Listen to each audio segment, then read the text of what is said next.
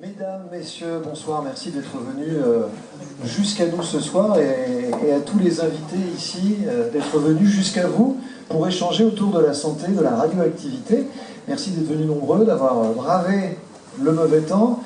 Merci à René Vimon, le maire de Grainville-la-Teinturière, de nous accueillir dans sa commune pour cette soirée qui fait suite à celle de la semaine dernière où nous avons évoqué cette même thématique, la santé, la radioactivité et la distribution des pastilles d'iode. Je vous propose, puisque nous sommes là à l'invitation de la commission locale d'information sur le nucléaire Palluel-Panly, de céder la parole de suite à son président, Jean-Louis Chauvency. Bonsoir, merci d'être avec nous et lancer les débats. Tout à fait, merci à vous. Bien, d'abord, on remercie René pour mettre à disposition sa salle, qui nous permet aujourd'hui de faire cette deuxième réunion. Merci à toutes les personnes présentes, toutes celles que je n'aurais pas saluées. Merci à tous les élus, je ne vais pas les nommer parce que et puis, merci donc aux membres de la commission, aux représentants donc, de la gendarmerie, et puis bien sûr le représentant de l'autorité de sûreté, M. Manchon, le représentant d'EDF, donc M. le directeur de Palluel, M. Brice Farino, et ses collègues de la commission communication, chargée de communication à Palluel et à Panly. Bien, je vous prie d'excuser d'abord Cécile Sinopatrie, donc vice-présidente de la CLIN, qui peut être présente parmi nous aujourd'hui. Pour la plupart des personnes présentes situées entre les 10 et 20 km, vous ne connaissez pas la CLIN. La CLIN, c'est la Commission locale d'information nucléaire. À quoi sert-elle? Quelle est son utilité pour vous? Donc je vais vous présenter rapidement la CLIN. Il s'agit d'une commission indépendante et dont la mission principale est l'information des populations sur les activités des deux centrales nucléaires de Palluel et de Panly. Et donc, plus particulièrement, leur impact sur les personnes et l'environnement. Elle se compose de 4 collèges, les élus, les associations pour l'environnement, les organisations syndicales, 2 personnes qualifiées telles que le comité des pêches, plus des représentants de l'ordre des médecins, pharmaciens, pompiers, de l'économie, de la faculté de médecine, ainsi que, bien sûr, et pour nous d'importance, l'autorité de sûreté, les services de l'État, que je remercie d'être représentés parmi nous, ainsi qu'EDF au niveau de l'exploitation. La CLIN relève de la compétence du président du conseil départemental de la Seine-Maritime. Et en Seine-Maritime, une unique commission a été mise en place pour les CNPE de Palluel et Panly. Le champ d'action de la CLIN correspond avec le périmètre des plans particuliers d'intervention PPI, des CNPE de Palluel et de Panly. Elle sert à transmettre l'information à l'ensemble de la population couverte par le PPI, et en raison de l'étendue du nouveau territoire, les membres de la CLIN Palluel-Panly ont choisi cette année de réaliser 2 réunions publiques, une qui a été réalisée précédemment à Saint-Nicolas-d'Alermont et une aujourd'hui, donc pour le PPI de Palluel. Le thème de ce soir, et qui était le même déjà la semaine dernière, est un thème d'actualité. Il a été choisi par les membres de la CLIN, la radioactivité et les risques pour la santé, en lien bien sûr avec la campagne complémentaire des comprimés d'iode qui vient de débuter. Ce soir, bien sûr, nous sommes sur le secteur de Palluel, et il s'agit d'une réunion d'information à votre attention, ayant pour but d'échanger et de répondre à toutes vos questions.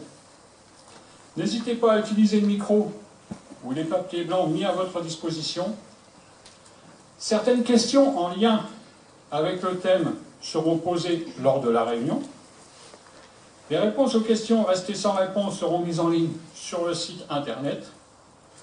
Pour les questions sans rapport avec le sujet d'aujourd'hui, Celles-ci pourront être posées à la fin de la réunion en questions diverses. Pour terminer mon introduction, cette commission est faite pour vous informer. N'hésitez pas à nous poser des questions. Le site de la CLIN est à votre disposition, ainsi que le CLINinfo.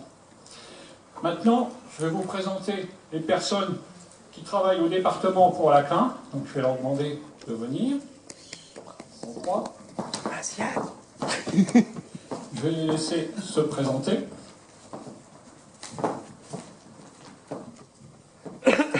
Agnès Thiou, je suis en charge d'un service au département de Seine-Maritime qui a en charge justement la commission locale d'information du nucléaire. Donc, je suis Caroline Laboucarier, je suis le directeur de l'environnement au département de Seine-Maritime, en charge de la CLIN. Bonjour, moi je suis chargée de mission à la CLIN Palwell-Panly, dans le service d'Agnès.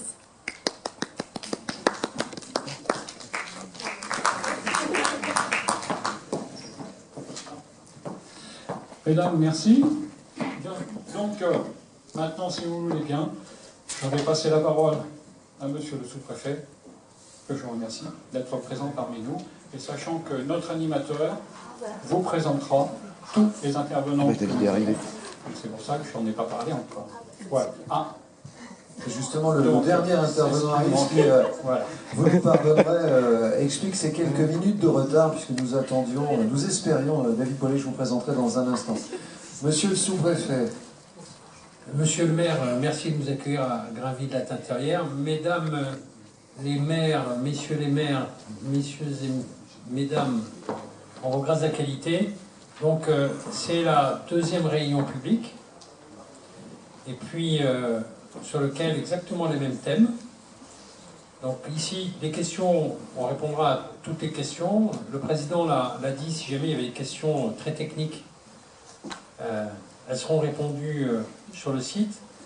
Et comme j'étais présent à la dernière, sur les questions très techniques, je suis venu avec ma documentation, comme ça je pourrais délivrer les messages et les bons décrets sur les PPI. Je vous remercie. Merci, messieurs. Alors, voilà, maintenant que nous sommes au complet, je vais vous présenter toutes celles, tous ceux qui vont nous expliquer ce soir comment fonctionne la radioactivité et comment on utilisera peut-être, je ne l'espère pas en tout cas, les pastilles. Enora Clairaut, vous êtes épidémiologiste à l'Institut de radioprotection et de sûreté nucléaire, l'IRSN. Épidémiologiste. Je m'entraîne pour que ça rentre pour ce soir. Nous avons à vos côtés Charles Landormy, médecin du travail au sein de l'association médico-sociale de Normandie, plus célèbre sous les initiales AMSN, et vous êtes spécialiste de ces questions, du nucléaire entre autres, et vous nous expliquerez quelles sont les conséquences pour la santé de cette radioactivité dans quelques instants. Avec nous également, et on l'attendait, il est arrivé, David Boilet, le président de l'Association pour le contrôle de la radioactivité dans l'Ouest. C'est l'ACRO, on va dire l'ACRO ce soir. Et puis Laurent Mabir, directeur adjoint du service interministériel régional des affaires civiles et économiques de défense et de la protection civile à la préfecture de Seine-Maritime. On parlera plus simplement peut-être de protection civile ce soir, ou de CIRA7 PC. En gros, c'est la cellule de crise qui s'activera si un incident ou un accident venait à survenir. Et puis vous interviendrez également pour nous expliquer la distribution des pastilles iode qui a cours actuellement. Le déroulement de la soirée, on en a pour à peine 2 heures. On est parti. Vous avez des questions régulièrement, je vous donnerai la possibilité de les poser. Vous n'hésiterez pas. Si vous préférez ne pas prendre la parole, une petite feuille de papier que l'on vous a distribuée et vous indiquez la question, on me la transmettra, je serai votre porte-parole.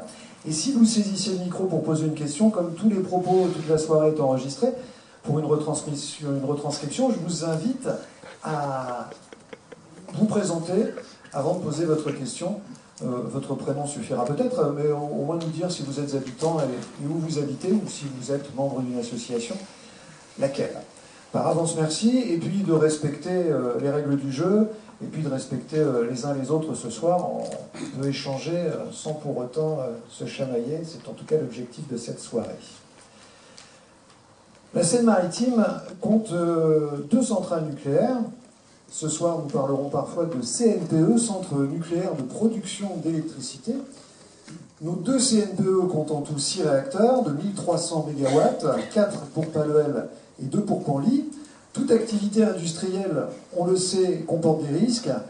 Et dans les installations nucléaires, le risque est notamment lié à la présence de matières radioactives. Un accident pourrait conduire au relâchement de ces particules radioactives et entraîner un danger réel pour la population. Et j'en profite pour me présenter. Michel Jérôme, je travaille pour une radio, j'en réveille peut-être de temps en temps certains d'entre vous, une radio qui s'appelle France Bleu Normandie, et qui est la radio que vous écouterez en principe si jamais vous étiez averti d'un accident ou d'un incident dans une centrale nucléaire. Alors pour comprendre pourquoi ces particules radioactives sont dangereuses, il faut tout d'abord comprendre le phénomène de radioactivité avec l'ACRO et l'IRSN qui vont nous l'expliquer le plus simplement du monde. En tout cas, c'est l'invitation. David Boilet, qu'est-ce que la radioactivité et qu'appelle-t-on radiation ou rayonnement ionisant? Bonsoir. Oui, c'est bien, je vous entends bien.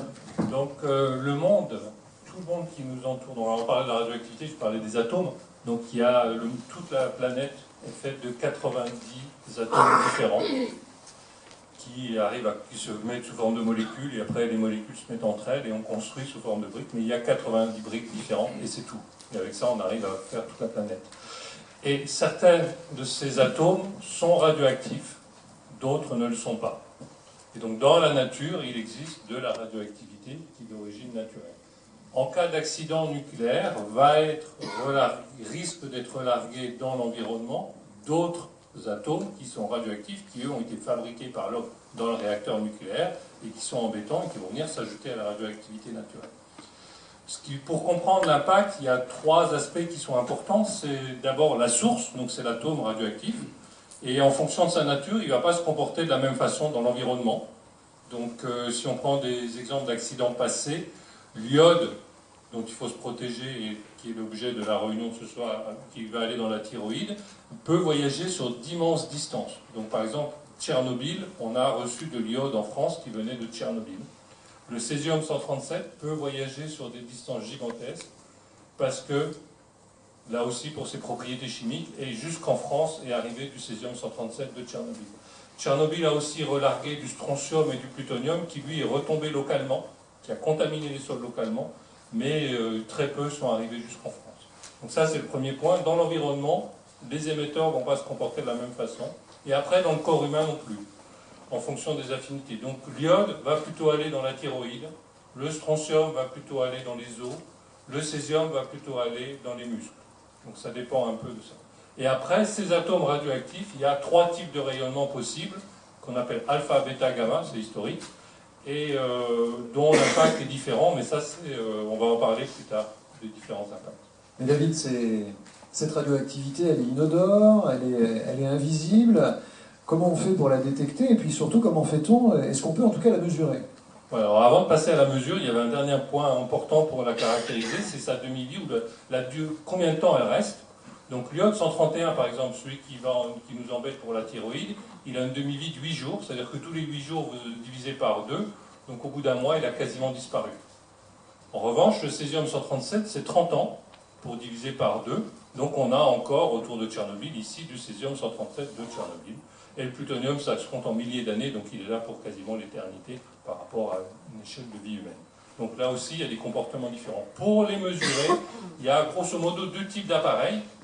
Il y a des petits appareils comme sur la droite, là, qui sont portables, qui mesurent toute la radioactivité ambiante, qui ne fait pas de distinction entre la radioactivité naturelle, celle qui est rajoutée.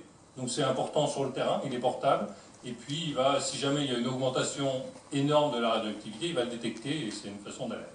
Et d'autres types d'appareils, où vous les triez, c'est celui de gauche, donc c'est celui qu'on a à l'accro, il y a 1 tonne de plomb, on ne peut pas le déplacer. Là, on va faire des échantillons, on va venir l'apporter au laboratoire, et là, on peut dire exactement quel type de radioactivité il y a dedans, quels sont les émetteurs, et caractériser de façon beaucoup plus précise. Donc ça, c'est les 2 types, grosso modo, 2 grandes classes d'appareils. soit des appareils simples, portables, qui mesurent tout, c'est aussi les dosimètres qu'ont les travailleurs dans des installations nucléaires, soit des appareils beaucoup plus sophistiqués, on appelle des spectromètres, parce qu'ils vont faire des tris, et qui, eux, sont difficilement déplaçables. Il y en a des déplaçables moins performants, mais sont difficilement déplaçables. Après, qu'est-ce qu'on mesure? Il y a encore, la radioactivité, c'est compliqué, il y a plusieurs unités. Donc si vous avez l'image du pommier à gauche, là-bas, c'est le nombre de becquerels, c'est le nombre de rayonnements émis. Donc la radioactivité, un atome radioactif, il va émettre des rayonnements, et c'est ça qui est dangereux, parce qu'il peut nous cogner. Et donc le becquerel, c'est la quantité de radioéléments émis. Maintenant, si imaginez que ce soit ce verre d'eau, enfin, il n'y a pas d'eau, mais imaginez qu'il y a un verre d'eau qui soit radioactif, vous voyez bien qu'il y a des rayonnements qui vont aller au plafond, il y en a qui vont aller par là, ils ne vont pas tous me toucher. Donc si vous avez une source radioactive, combien vous allez en recevoir et quelle énergie vont déposer dans le corps, ça c'est un peu le nombre de blessures qui crée, c'est un peu l'image, et ça se compte en grec, c'est l'énergie déposée par les rayonnements qui vous pénètrent. Et après, il y a 3 types de rayonnements, alpha, bêta, gamma, ils ne sont pas tous la même nocivité. Le alpha est beaucoup plus nocif que les 2 autres, et donc on multiplie par un facteur correctif, et donc c'est un peu la quantité de blessures qu'il va laisser, donc, et ça c'est le sievert, l'unité. Donc voilà les 3 unités. Donc c'est vrai que c'est compliqué parce qu'on a 3 unités, des appareils de mesure différents, et puis des références qui varient en fonction, donc c'est assez complexe à assimiler, mais quand on est confronté à la radioactivité, on apprend très vite. Alors justement, comment sommes-nous exposés à la radioactivité, Enora Clairaut, de l'IRSM? Oui, alors on considère deux modes d'exposition. Il y a une exposition externe et une exposition interne. Donc pour les expositions externes, on va parler d'irradiation. Pour une irradiation externe, la source d'irradiation va se situer à distance de l'organisme et donc à l'extérieur. Donc ça va être par exemple des rejets radioactifs dans l'atmosphère, notamment suite à l'accident de Tchernobyl, ou encore des expositions médicales, donc suite à des examens tels que la radiographie ou encore le scanner. Et puis il y a donc les expositions internes, donc là on ne va pas parler d'irradiation mais on va parler de contamination. Et donc il y a 3 types de contamination interne, elle peut se faire par 3 biais, par inhalation, par ingestion ou bien par plaie, donc avec un passage cutané. Et donc là on va être dans le cas par exemple d'une exposition à l'iode. Et pouvons-nous avoir quelques repères de niveau d'exposition? Alors là, pour pouvoir comparer les niveaux d'exposition, on va utiliser le sievert comme unité de mesure. Donc ça va de quelques millisieverts à plusieurs dizaines de sieverts. Par exemple, si vous faites un vol Paris-New York, vous allez être exposé à environ 0,03 millisieverts. Si vous êtes amené à faire une radiographie des poumons, là votre exposition va être d'environ 0,7 millisieverts. Et par contre, si vous faites un autre examen médical, un peu plus dosant, donc tel qu'un scanner au niveau de l'abdomen, là vous allez être exposé à environ 12 millisieverts. Et puis, donc là, ça c'est ce qu'on appelle les très faibles doses. Et on arrive après donc à ce qu'on va qualifier de faible dose, ce qui est aux alentours donc, des 100 millisieverts. Et donc là, c'est dans cette gamme de doses qu'on va commencer à observer des survenues de cancer. Et puis, il y a ensuite ce qu'on va appeler des doses moyennes à fortes, qui commencent à partir de 1 sievert jusqu'à donc, plusieurs sieverts. Et donc là, on va se trouver dans la configuration, par exemple, d'une radiothérapie, donc d'un examen médical, donc pas d'un examen, mais à visée thérapeutique, où on va utiliser les radiations pour pouvoir tuer les cellules cancéreuses. Et alors, quelles sont les différentes sources d'exposition? L'exposition moyenne d'un Français est d'environ 4,5 millisieverts. Et pour ces 4,5 millisieverts, la répartition se fait à environ donc, un tiers qui proviendrait donc, d'une exposition médicale à visée diagnostique, donc en effectuant des scanners ou des radiographies. Un tiers proviendrait d'une exposition au radon. Donc, le radon, c'est un gaz radioactif qui émane du sol. En fonction de la géologie, la concentration en radon va être différente d'un endroit à un autre sur le territoire français. Et ensuite, vous avez donc, avec 14% donc, les rayonnements telluriques donc, qui proviennent du sol, qui là vont également être variables en fonction du type du sol. sur lequel on habite. Et puis ensuite vous avez donc pour 12% l'alimentation qui contient également des radionucléides naturellement, avec ensuite pour 7% donc les rayonnements cosmiques. Plus on va être haut, plus on se situe haut en altitude, plus on va être exposé aux radiations.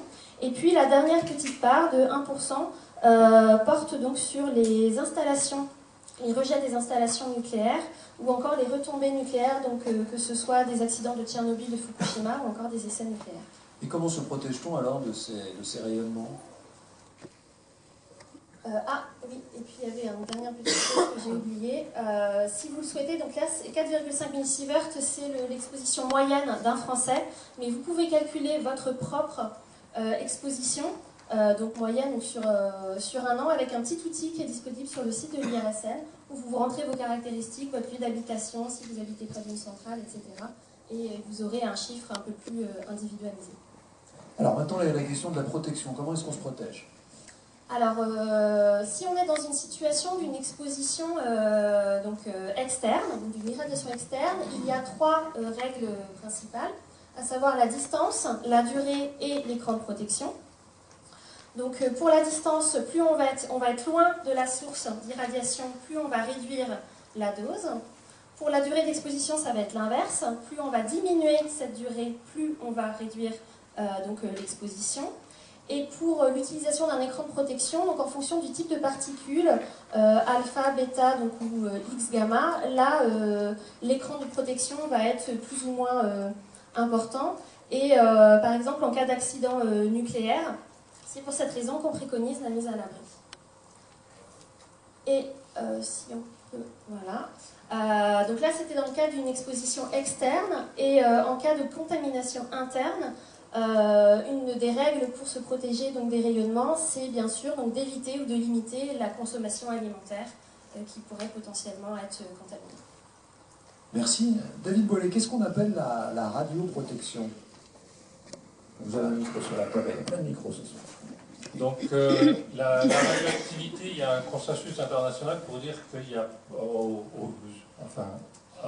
avec les connaissances actuelles, qu'il n'y a pas de seuil d'innocuité. Donc la moindre dose de radioactivité qui vient s'ajouter à la radioactivité naturelle, pour laquelle on ne peut pas grand-chose, parce qu'elle est là, va se rajouter à la radioactivité naturelle et va avoir des effets. Donc des faibles doses auront des effets qui seront faibles, et le modèle est linéaire son seuil, donc il n'y a pas de seuil. La moindre dose rajoutée aura un impact, un détriment, et en plus, si vous multipliez par 2 la dose reçue, vous multipliez par 2 le risque. Et donc, dans un tel contexte, quelles sont les règles de protection? Donc, la première règle de protection, c'est la justification. Toute exposition au rayonnement doit être justifiée par un bénéfice. Donc, Nora l'a mentionné juste avant, si vous êtes malade, on veut tuer les cellules cancéreuses, on va vous mettre une forte dose de radioactivité, on risque d'endommager d'autres cellules saines, mais le bénéfice, c'est que vous tuez le cancer et vous gagnez peut-être 10 ans d'espérance de vie. Vous aurez peut-être un autre cancer radio-induit plus tard, mais vous avez gagné 10 ans d'espérance de vie. Donc ça, c'est la justification.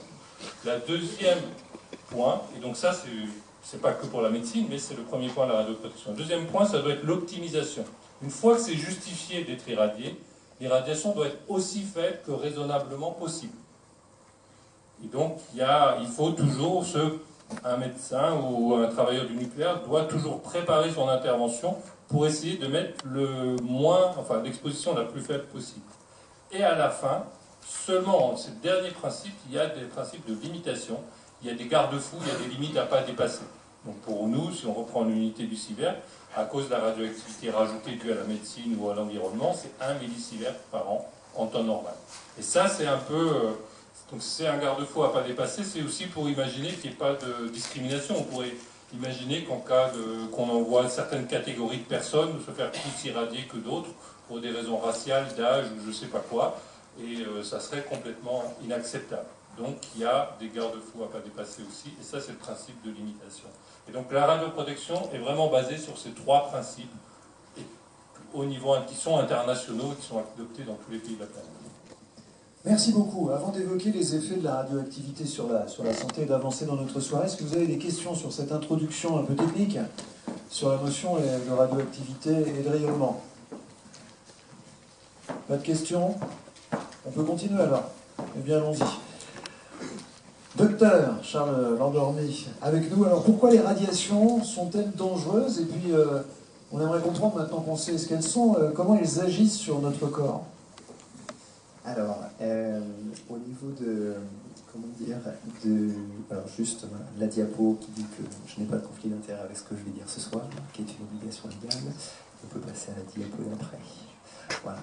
Alors donc, pourquoi est-ce que les rayonnements ionisants sont dangereux? Alors on l'a déjà dit au début, en fait il y a donc de l'énergie qui va se dégager. En fait cette énergie qui se dégage des atomes peut léser l'ADN, donc l'ADN qui est contenu dans les cellules. Et en fait ces cellules vont avoir plusieurs comportements une fois qu'elles vont être altérées. Donc on a des choses pour réparer l'ADN, donc la cellule peut se réparer et dans ce cas-là il n'y a aucun impact.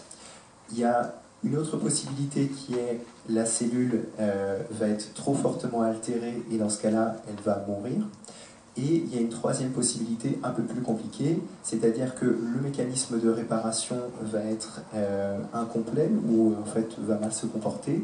Dans ce cas-là, la cellule mutée, c'est ce que vous avez en bas de l'écran, et dans ce cas-là, elle aussi a plusieurs possibilités, c'est-à-dire qu'elle est mutée et elle survit, et donc en fonction du devenir de cette cellule-là, c'est potentiellement une cellule, par exemple, qui peut devenir cancéreuse.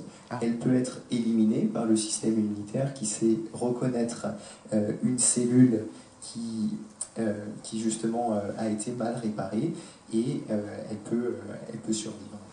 Donc voilà, ça va entraîner plusieurs conséquences pour la santé. Au niveau des conséquences, donc elles découlent de justement du devenir de ces cellules et elles dépendent de la dose. Parce que justement, comme on l'évoquait précédemment, de fortes doses peuvent être données qui vont avoir des fortes conséquences. Ça peut être dans le cadre du soin, ça peut être dans le cadre d'accidents. Et dans ce cas-là, c'est des images voilà, qui peuvent circuler, ou quand on voit par exemple des accidents, soit des personnes qui ont ramassé des choses qui étaient très fortement irradiées, il va y avoir un fort contact avec la peau, et donc ça peut léser la peau, entraîner des nécroses. Si c'est plutôt des faibles doses, dans ce cas-là, ça va plutôt être des effets qui sont non systématiques sur le long terme. Généralement, on distingue des effets à court terme pour les fortes doses et des effets à long terme pour les plus faibles doses. Mais comme ça a été dit, tout dépend de la dose. Est-ce que certaines personnes sont plus vulnérables que d'autres? Alors oui, il y a plusieurs critères de vulnérabilité, c'est-à-dire qu'on a tous une sensibilité. Généralement, une image que j'utilise, c'est celle du soleil, parce que ça parle, on va dire, la majorité de la population. Si vous vous exposez très fortement au soleil et que vous êtes normand, vous avez la peau blanche, vous allez très probablement attraper un coup de soleil. Et bien c'est pareil pour les rayonnements ionisants. Alors je termine mon image, donc voilà, peau blanche, vous prenez un coup de soleil. Si vous avez une peau plus bronzée, pour la même quantité de soleil reçu, vous allez soit juste bronzer, soit ça peut même être positif si vous avez une peau noire. Et donc c'est pareil pour les rayonnements ionisants, c'est-à-dire qu'on a tous une capacité à réparer l'ADN, ce qui fait qu'on est plus ou moins sensible à ça.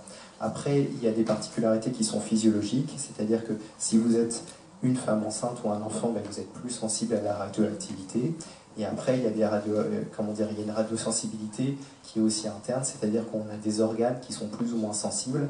Parce que donc, ce que je disais à propos des cellules, on comprend assez aisément que si on a des organes qui se reproduisent plus rapidement, par exemple au niveau du tissu digestif, avec des cellules qui se répliquent beaucoup, et ben, du coup elles vont être plus sensibles justement au fait d'être mutées, et des cellules, vous le savez, par exemple comme les neurones, qui sont des cellules qui se répliquent pas beaucoup, et donc là du coup l'influence est moindre. Bon, on garde à l'esprit la thyroïde pour notre sujet, et on y revient dans quelques minutes. En 1986 de Tchernobyl, est-ce que vous pouvez illustrer tout cela en ayant à l'esprit ces deux catastrophes? Alors tout d'abord, quelques ordres de grandeur, juste pour vous donner une idée, pour comparer les deux accidents donc de Tchernobyl et de Fukushima. Donc là, je vous ai mis un tableau sur les rejets atmosphériques donc de quelques radionucléides. À savoir que l'iode et le césium sont les deux radionucléides les plus à risque en termes de conséquences sanitaires. Et nous, ce qui nous intéresse ce soir, c'est plus particulièrement l'iode. Et donc, ce qu'on a pu noter, c'est que les rejets donc, atmosphériques de l'iode, en particulier l'iode 131, était environ 10 fois plus faible à Fukushima comparé à Tchernobyl. On parle beaucoup de la thyroïde, c'est quoi et ça sert à quoi la thyroïde? Alors la thyroïde, c'est une glande donc, qui se situe à la base du cou, qui permet de fabriquer donc, des hormones thyroïdiennes à partir de l'iode, qu'on va trouver essentiellement dans l'alimentation. Le cancer de la thyroïde, donc c'est un cancer qui est relativement rare, avec environ 10 000 nouveaux cas de cancer par an en France. Il est beaucoup plus fréquent chez la femme, avec seulement 20% des cancers qui ont lieu chez l'homme. C'est un cancer qui est plutôt de bon pronostic. Très peu de personnes atteintes d'un cancer de la thyroïde en meurent. Et puis une des particularités de ce cancer, c'est que des nodules cancéreux, donc les nodules, ça va être des petites boules qu'on va trouver donc, au niveau de la thyroïde, et que ces nodules cancéreux peuvent rester silencieux pendant de nombreuses années. Donc on peut être atteint d'un cancer de la thyroïde sans même le savoir, sans qu'aucun symptôme clinique ne soit apparent, et ce pendant très longtemps. Et donc si on est atteint d'un cancer de la thyroïde, il y a plusieurs possibilités. Donc soit on nous retire une partie de la thyroïde en fonction de sa taille ou de sa localisation, ou alors on nous enlève totalement la thyroïde. Et donc là, dans ces cas-là, on aura besoin d'un traitement hormonal substitutif à vie pour pouvoir donc fabriquer les hormones thyroïdiennes qui, elles, donc, sont indispensables au fonctionnement de l'organisme. Entendu. Alors, une fois qu'on sait ça, quelles sont les principales conséquences sanitaires, d'abord, de Tchernobyl? Alors, donc, les principaux résultats qu'il faut retenir de cet accident, c'est que chez les enfants, donc chez les personnes qui étaient exposées durant l'enfance au moment de Tchernobyl, qui maintenant sont devenues adultes, on a pu observer une augmentation très importante du nombre de cancers de la thyroïde, qui a été observée très très tôt après l'accident et qui était très importante. Et cette augmentation aujourd'hui, elle persiste encore chez ces personnes qui aujourd'hui sont adultes. Donc là, je vous ai mis un résultat assez récent qui a été publié l'année dernière. Parmi les 20 000 cas de cancer de la thyroïde qui ont été diagnostiqués donc, après l'accident de Tchernobyl, il y en a environ 5 000 qui seraient attribuables aux radiations, donc aux retombées de l'accident. Une autre conséquence sanitaire, c'est qu'on a pu constater une augmentation du risque de leucémie chez les liquidateurs et chez les enfants, et c'est un résultat qu'on a pu observer très récemment. Ensuite, chez les liquidateurs, donc pas seulement chez les enfants, on a observé une augmentation du risque de cancer de la thyroïde, mais pas seulement. Il y a également une augmentation du risque d'opacité cristallinienne, qui est à risque de cataracte, et également une augmentation du risque de maladies cardiovasculaires. Et puis les conséquences ne sont pas seulement radiologiques, il y a également eu des conséquences très importantes sur la santé mentale. Alors, que savons-nous des conséquences de Fukushima? On a l'impression que c'était hier, c'était quand même il y a 8 ans, hein, en 2011. Que savons-nous des conséquences sanitaires de cet accident? Alors, suite à l'accident de Fukushima, il y a un programme de suivi sanitaire très ambitieux qui a été mis en place très très tôt après l'accident, dans les 3-4 mois qui ont suivi l'accident de Fukushima. Et donc ce programme de suivi sanitaire, il comprend donc une enquête de base qui porte sur environ 2 millions de résidents de la préfecture de Fukushima, et puis des enquêtes plus spécifiques, à savoir donc, une enquête sur les personnes évacuées, donc sur les environ 200 000 évacués, pour lesquels on leur fait un bilan de santé et on s'intéresse à leur santé mentale et à leur mode de vie. Une enquête spécifique sur les femmes enceintes et les naissances. Et puis, ce qui va nous intéresser, nous, ici, ce soir, plus particulièrement, c'est la mise en place d'un dépistage des cancers de la thyroïde sur les enfants, donc les personnes âgées de moins de 18 ans au moment de l'accident de Fukushima. J'ai le sentiment, en vous écoutant, qu'il y a des points communs et des différences dans ces deux événements, Tchernobyl et Fukushima. Est-ce que de manière simple, on peut synthétiser pour essayer de comprendre ce qui diffère et ce qui est commun? Je vais d'abord présenter un petit peu plus en détail le dépistage donc, de la thyroïde au niveau de l'accident de Fukushima. Donc, ce dépistage, il porte encore actuellement sur environ 360 000 enfants. Ce dépistage consiste à faire dans un premier temps un examen ultrasonographique et dans un deuxième temps, si on identifie donc, des nodules thyroïdiens, vérifier si ce nodule est de nature cancéreuse ou non. Et donc à ce jour, donc, il y a 3 campagnes qui ont été réalisées, la 4e est en cours, la 4e vient de commencer, et donc il y a un peu plus de 200 cas de cancer de la thyroïde qui sont aujourd'hui suspectés donc, suite à l'accident de Fukushima. Et il y a 2 points importants qu'il faut avoir en tête, c'est que lorsqu'on identifie des cas de cancer de la thyroïde, il y a deux systèmes possibles, donc la mise en place d'un dépistage systématique et l'identification par registre de cancer. Lorsqu'on les identifie à travers un registre de cancer, on va enregistrer uniquement les nouveaux cas cliniques qui vont s'exprimer cliniquement et pour lesquels il y aura eu des symptômes apparents. Alors que pour un dépistage systématique, on va identifier des nodules cancéreux, la plupart du temps de très petite taille, et qui pour la plupart ne se seraient peut-être jamais exprimés cliniquement ou pour lesquels les personnes n'auraient jamais eu de symptômes apparents. Et donc lors d'un dépistage systématique, on va identifier beaucoup plus de cas de cancer de la thyroïde que lorsqu'on les identifie à travers un registre de cancer. Et puis il y a un autre point qu'il faut avoir en tête, c'est que lorsque on met en place un dépistage de la thyroïde, cela entraîne un surdiagnostic, c'est-à-dire qu'il va y avoir donc des cas qui vont être détectés pour lesquels il n'y aura aucun bénéfice médical, parce que dans la balance bénéfice-risque, les risques vont l'emporter sur les bénéfices, avec notamment, si on identifie un nodule thyroïdien qui va s'avérer cancéreux, donc il va y avoir un examen clinique entraînant du stress et de l'anxiété, ensuite une chirurgie et puis un traitement à vie médicamenteux pour pouvoir fabriquer les hormones thyroïdiennes.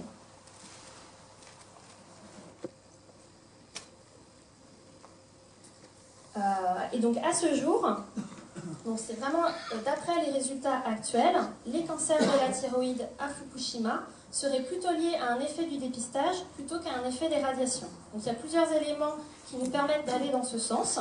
On a comparé plusieurs caractéristiques entre une population exposée aux radiations et des populations non exposées aux radiations au sein de la population japonaise. Et les caractéristiques étaient similaires en termes de nombre de cas de cancer thyroïdien, en termes d'âge de diagnostic et en termes d'altération génétique. Alors qu'après l'accident de Tchernobyl, les cas de cancer de la thyroïde étaient beaucoup plus jeunes, et puis la fréquence d'altération génétique était très différente entre les populations exposées et non exposées. Et puis il y a deux points qu'il faut également savoir, c'est que les doses estimées à Fukushima sont nettement plus faibles qu'à Tchernobyl, et que suite à l'accident de Tchernobyl, on a pu mettre en évidence qu'il fallait minimum 3 ans pour qu'un cancer de la thyroïde survienne après une exposition aux radiations. Si vous en êtes d'accord, maintenant on va pouvoir se résumer. Donc. Et donc, qu'est-ce qu'il faut retenir vraiment très, très schématiquement, vraiment les points principaux, c'est que suite à l'accident de Tchernobyl, on a pu observer un excès très important de cancer de la thyroïde lié aux radiations chez les personnes exposées durant l'enfance et également chez les adultes. Un excès également important de leucémie également lié aux radiations, donc là chez les liquidateurs, et puis des effets très importants psychologiques. Et en ce qui concerne l'accident de Fukushima, donc comme il n'y avait pas de registre de cancer au sein de la préfecture de Fukushima, donc avant l'accident, ils ont décidé de mettre en place un dépistage systématique de la thyroïde, ce qui a permis d'identifier un nombre très élevé de nodules thyroïdiens cancéreux, donc diagnostiqués là également chez les enfants au moment de l'accident, qui à ce jour serait plutôt dû à un effet du dépistage. Ce qu'on peut voir également à ce jour, c'est que, de même que pour l'accident de Tchernobyl, les conséquences sanitaires, bien sûr, ne sont pas seulement radiologiques. Il y a également des conséquences sanitaires dues à l'évacuation, dues à un surdiagnostic suite à la mise en place du dépistage, et également un impact psychosocial très important. Et puis, pour terminer, c'est que ces études épidémiologiques, on n'en est qu'au début. Donc là, on commence, on a les premiers résultats, qui pour l'instant ne montrent pas de lien, en tout cas pour le cancer de la thyroïde avec les radiations. Mais c'est dans les années à venir qu'on va pouvoir en savoir plus, qu'on va pouvoir s'intéresser au cancer de la thyroïde, mais également à d'autres pathologies. Et donc c'est ces études qui, avec le temps, nous permettront d'en savoir un peu plus sur cet accident, malgré qu'on s'attende à des risques relativement faibles comparés à l'accident de Tchernobyl. David Boilet, l'ACRO, a également suivi les conséquences sanitaires de cet accident de Fukushima. Est-ce que vous pouvez nous en dire un peu plus? Oui, alors donc l'ACRO a un laboratoire indépendant qui est basé à Caen et on fait une surveillance de la radioactivité dans l'environnement, donc on fait régulièrement des prélèvements dans la région. Et on a, juste après la catastrophe de Fukushima, on a ouvert un laboratoire équivalent au Japon, dans la banlieue de Tokyo, et on fait un suivi de la catastrophe nucléaire depuis le lendemain sur un site dédié qui s'appelle la Chronique de Fukushima. Et là, vous avez le portique de l'entrée de Futaba, qui est la ville qui a accueilli la centrale, où il y a marqué « Le nucléaire, une énergie radieuse pour l'avenir ». Qui a été démantelé. Et le dernier article mis en ligne sur notre suivi concerne justement les données sur la thyroïde, qui ont été publiées lundi de la semaine dernière. Et les données de l'IRSN ont 1 an, mais vous trouvez en français les données plus récentes, qui sont en japonais au Japon, et en français sur le site de l'ACRO, et dont on a dépassé les 300 cas de cancer de la thyroïde actuellement. Et vous avez aussi beaucoup sur les conséquences sociales, économiques et tout ça, sur l'impact sur l'industrie nucléaire aussi. Vous pouvez suivre, il y a plus de 2500 articles sur le site dédié de l'ACRO. Je crois que vous avez également mené une étude sur les plans d'urgence. Oui, alors l'ACRO a aussi travaillé sur les plans d'urgence dans plusieurs pays. Donc on a comparé les plans d'urgence en Inde, on a fait une étude des plans d'urgence en Inde, en Belgique, au Canada, et on a étudié les plans d'urgence américains, ce qui nous a, à la demande de l'ANCLI, qui est l'Association nationale des CLI, fait une étude critique des plans d'urgence français. Et ce rapport est disponible en ligne sur le site de l'ANCLI ou sur celui de l'ACRO, gratuitement. Alors, je ne vais pas rentrer dans les détails, mais il y a quelques points saillants. Le premier qu'on avait pointé, c'était ce qui concerne la communication. La communication en cas de crise est vraiment top-down, c'est-à-dire que c'est des autorités qui donnent leurs ordres aux populations sans se préoccuper des questions des populations. Et ça peut avoir des effets délétères, et on l'a vu au cas de Lubrizol à Rouen, que la communication ne répondait pas aux attentes des populations. Et ça a été le même cas à Tchernobyl, à Fukushima, je veux dire. On a aussi mis en avant le fait que les plans d'urgence ne sont pas testés. Il n'y a pas une évaluation scientifique des plans d'urgence. Aux États-Unis, par exemple, l'évacuation, il faut calculer le temps d'évacuation pour essayer d'optimiser l'évacuation. Ça n'existe pas en France. Ça existe au Canada, au Japon, aux États-Unis. Ça n'existe pas en France, alors qu'on a des logiciels de trafic qui pourraient très bien faire ça. Et puis le dernier point, c'est sur la thyroïde, qui est l'objet de la réunion de ce soir. Donc il faut savoir qu'après la catastrophe de Fukushima, avant Fukushima, la Suisse distribuait des pastilles d'iode jusqu'à 20 km. Ils ont étendu après Fukushima à 50 km. La Belgique, avant Fukushima, distribuait les pastilles d'iode jusqu'à 20 km. Ils l'ont étendu à tout le pays, c'est-à-dire 100 km. Le Luxembourg, qui n'a pas de centrale nucléaire, ne distribuait pas de pastilles d'iode. Après Fukushima, ils ont distribué de l'iode à tout le pays, donc jusqu'à 100 km des centrales les plus proches en France et en Belgique. Et la Norvège, depuis le 1er janvier de cette année, n'a pas de centrale nucléaire, mais recommande à toute sa population d'avoir de l'iode à la maison en cas d'accident sur un sous-marin nucléaire russe qui pourrait passer le long des côtes. Et la France, donc, va passer de 10 à 20 km, et est donc très en retard par rapport à ses voisins européens sur la distribution de l'iode. Eh bien justement, avant d'évoquer la distribution des pastilles d'iode et ce à quoi elle sert, cette pastille d'iode, vous avez peut-être des questions. Je précise que ce sont des questions sur la thématique qui nous intéresse ce soir, la radioactivité, la santé, les pastilles d'iode. Si vous avez des questions en dehors de ce sujet, je vous invite à la réserver pour la fin de la réunion. Nous garderons un temps d'échange pour les questions hors sujet, de ce soir en tout cas. Avez-vous des questions à poser sur ce que nous venons d'entendre là? Peut-être des précisions à demander à un de nos spécialistes? Pas encore? Alors poursuivons. Avec les effets qu'on a bien saisis sur la thyroïde, en particulier de cette radioactivité, Laurent Mabille, pour le CIRA 7PC, pour donc la sécurité pour la préfecture, nous allons discuter de ce sujet qui est d'actualité. On l'a évoqué à l'instant, on l'a compris, à savoir la campagne complémentaire, précisons bien, de comprimés d'iode, de distribution de ces comprimés. Quel est l'intérêt de cette campagne et c'est pour qui exactement? Alors la campagne complémentaire, justement, puisque vous l'avez précisé et monsieur Boilet l'a également dit, elle s'inscrit dans une démarche qui a été menée et qui a été aboutie à partir de février 2019, à savoir l'extension à 20 km de ces plans particuliers d'intervention, donc de ces PPI autour des 2 centrales nucléaires. Donc elle concerne les personnes qui sont situées entre le 10e et le 20e kilomètre autour de ces centrales, puisque pour les personnes qui sont situées dans le rayon des 10 km, une première campagne a déjà eu lieu en 2016, et donc maintenant il convient de couvrir l'intégralité du périmètre, à savoir cette campagne complémentaire entre 10 et 20.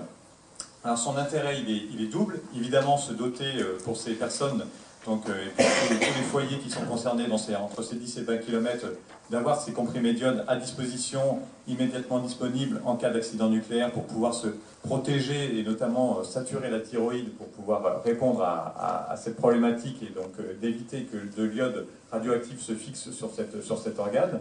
Mais il y a aussi un double intérêt, c'est d'une part de sensibiliser la population à ce risque-là, donc d'en parler, de connaître, en tout cas de faire connaître au maximum les consignes qui doivent s'appliquer en cas d'accident nucléaire.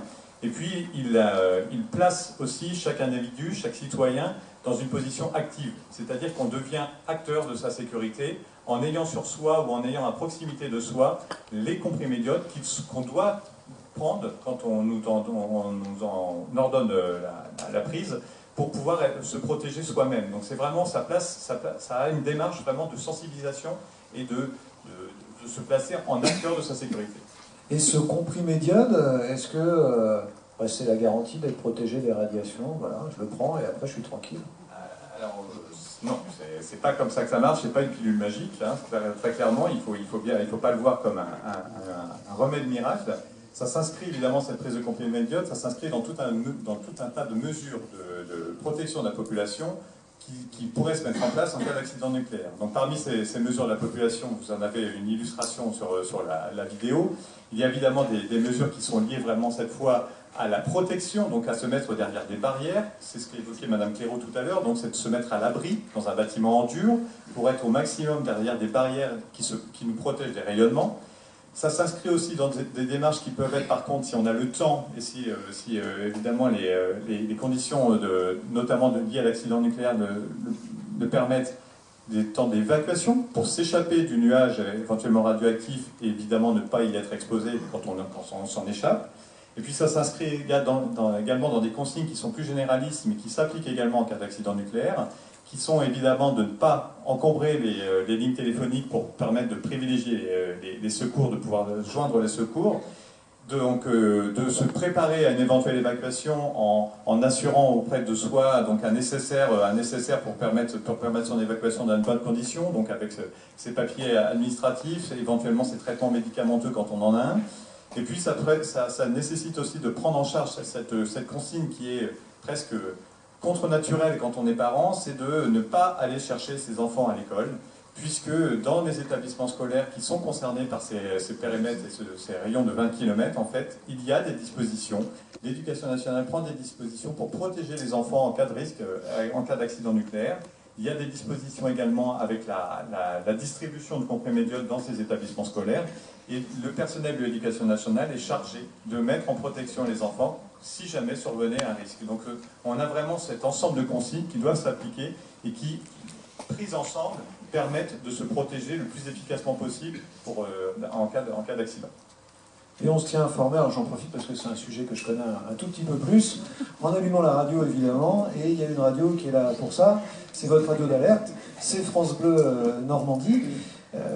On est très attentif à informer les populations, et on sera là évidemment, si besoin était, en cas de crise, parce que comme vous l'avez dit, l'avantage de la radio en fait c'est qu'on parle de limiter ses communications, pas besoin de Wi-Fi, pas besoin d'Internet ou de 4G pour recevoir la radio. Si vous avez un poste, vous l'allumez et très rapidement vous serez informé. Voilà, une fois que j'ai dit ça, on peut passer à la suite.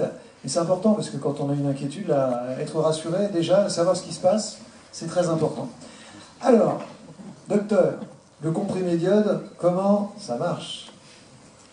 Alors, donc on l'avait déjà évoqué, s'il y a un accident nucléaire, il y a plusieurs radionucléides qui peuvent être en cause, et donc le comprimé d'iode ne sert que pour l'iode, c'est-à-dire que par exemple on parlait pour le césium tout à l'heure, ça n'a aucune influence sur le césium.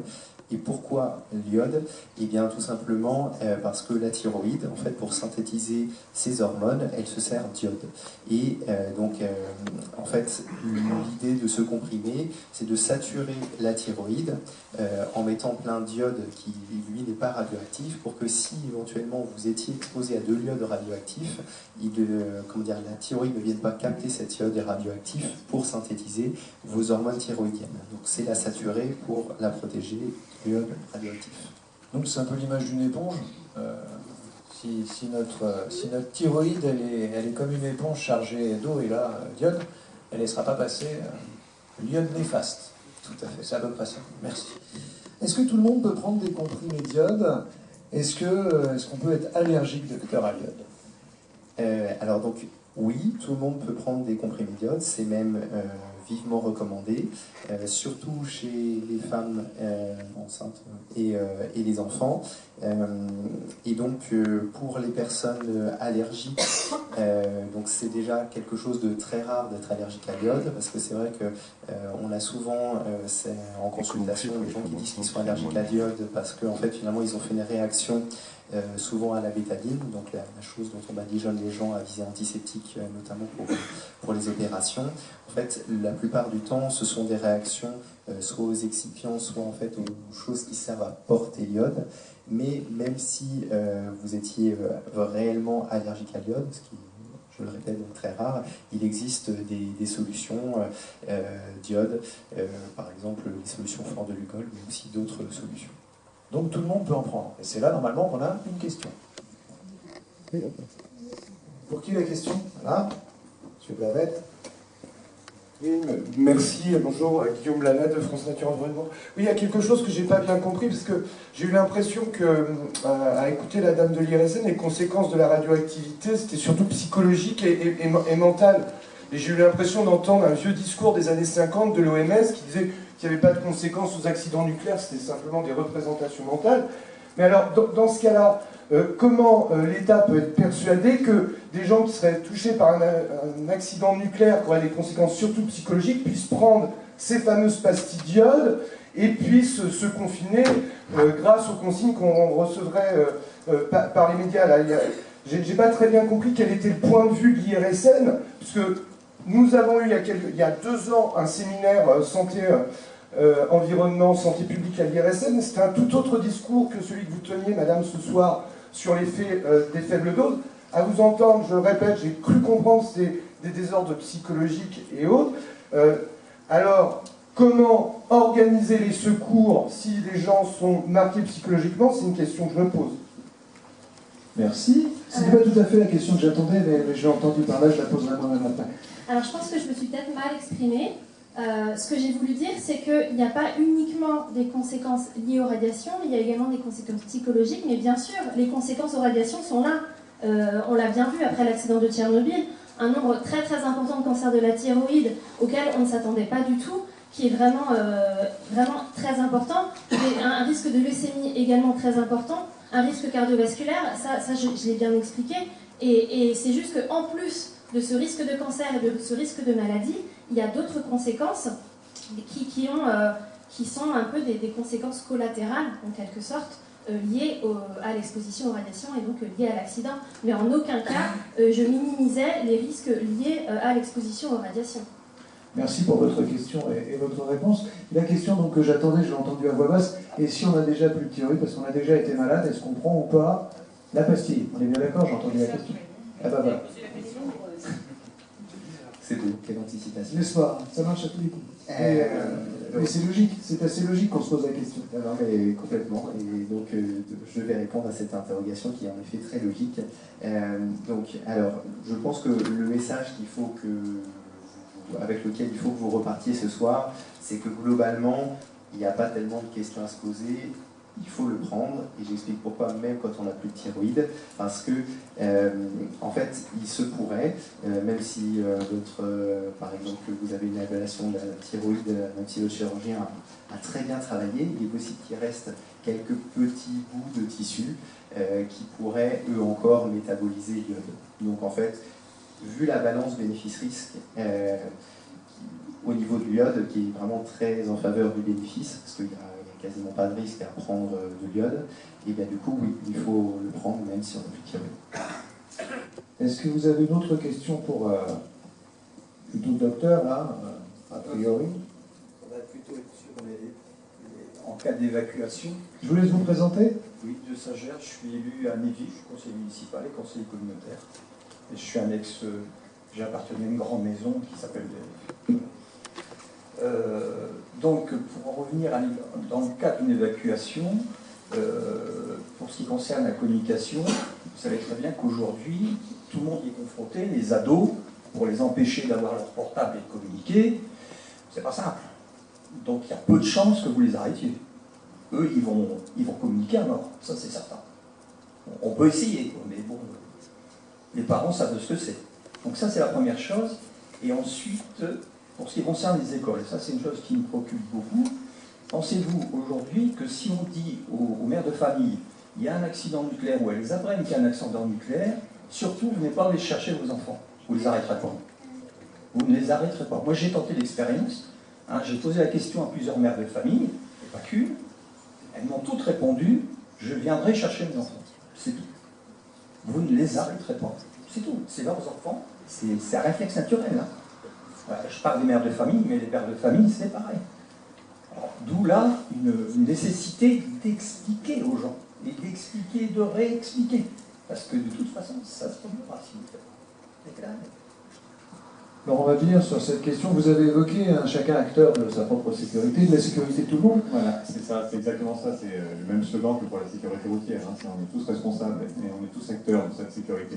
Donc c'est vraiment l'objectif, il est là. Vous touchez du doigt. Alors, sur la partie communication, juste pour préciser mon propos, on n'arrêtera personne de communiquer, et notamment les ados sur les réseaux sociaux, on est tous d'accord. Par contre, l'idée, et notamment le respect de ces consignes, il a pour objectif de ne pas encombrer de façon complémentaire des secours avec des communications, des appels téléphoniques, puisque au-delà de la crise qu'ils ont à gérer, ils auront aussi à gérer cette problématique d'absorption des appels téléphoniques qui sont nombreux. Donc l'objectif, il est vraiment là, de limiter les communications, plutôt pour les laisser libres au niveau des secours qui ont bien d'autres choses à gérer en cas de problème. Après, sur la consigne, je l'ai indiqué quand j'ai parlé de ça, on est vraiment sur une notion contre-naturelle, on est tous d'accord sur ça. Je ne sais pas si on est tous père et mère de famille dans la salle, mais en tout cas, on a du mal à concevoir ce problème-là. Mais l'intérêt, justement, et la prise en compte du fait que les enfants sont plus en sécurité dans le lieu où ils sont, avec le personnel d'encadrement, avec justement toutes les dispositions de protection qui sont mises en place, sont des éléments à faire passer, à faire comprendre au maximum d'entre nous. C'est vraiment l'objectif, c'est pour qu'on puisse s'assurer de ça. J'entends que ce n'est pas naturel, j'entends que ça va être compliqué à faire passer, mais c'est aussi en le répétant et en se l'appropriant tous qu'on arrivera sans doute à faire passer le message. Il faut expliquer, et ça les élus, ils sont là pour ça. Ça dépend aussi de combien de temps les enfants sont séparés des parents. Donc, si ça dure 1 heure ou 2, je pense que c'est acceptable. Si ça dure une demi-journée ou 6 heures, c'est en gros le temps maximum, là je comprends que ça devient de plus en plus difficile. Donc, et après, ça se prépare, mais ça se prépare aussi en amont de la crise, mais pendant. Par exemple, si l'école met sur son site internet les enfants sont confinés, il y a même des photos en disant tout va bien, regardez, peut-être que les parents, c'est le fait de ne pas avoir d'informations. S'il y a l'information sur le site, si c'est bien préparé, si les parents savent qu'en cas d'accident, ils peuvent aller consulter le site de l'école et qu'il y aura toutes les informations sur ce qui se passe dans l'école, ils seront rassurés. Et ceux qui n'ont pas d'ordinateur, ils peuvent exceptionnellement téléphoner à l'école, cela. Non mais France Bleu ne donnera pas l'information sur l'école, mais ils peuvent exceptionnellement téléphoner à l'école et vérifier que l'enfant a bien été confié. Moi ça m'est arrivé, il y a eu un incendie sur une usine à côté d'où j'habitais et j'ai essayé d'appeler pour savoir est-ce que les enfants étaient... Moi-même j'avais pas le droit de sortir de mon lieu de travail, ma simple préoccupation c'est de savoir est-ce que mes enfants étaient bien confinés dans l'école. À partir du moment où j'ai su que les enfants étaient bien confinés dans l'école, j'étais rassuré. J'ai appelé la mairie pour vérifier que l'information était bien parvenue à l'école et que les enfants avaient été confinés. Donc, c'était pas la radioactivité, je l'ai vécu pour des fumées. Donc, ça se prépare. Et il n'y avait pas sur le site internet de l'école l'information que les enfants ont bien été confinés. On leur a donné les comprimés d'iode. Si jamais il y a eu l'ordre, rassurez-vous, on a bien distribué les comprimés d'iode et tout ça. Il faut informer les familles en temps réel. Merci beaucoup.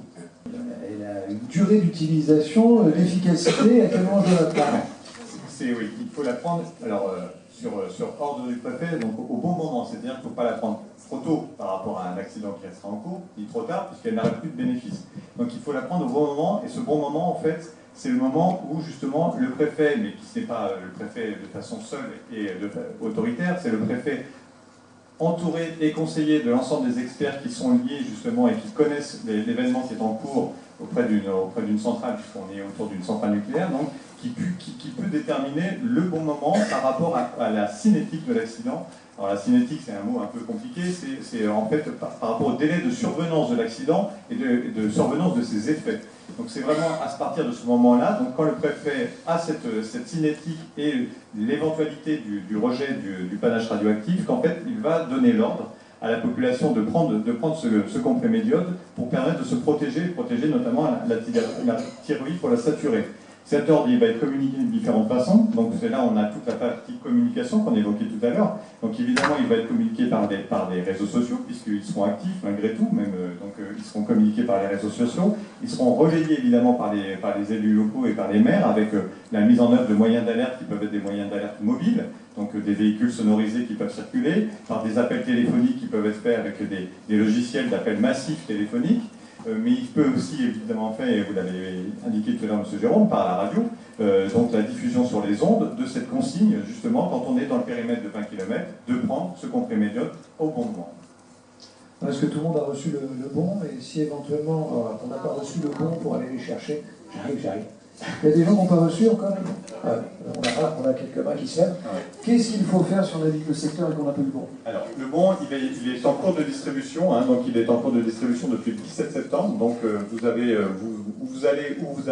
reçu peut-être, donc pour certains, ce courrier là qui est affiché à l'écran avec le bon de retrait.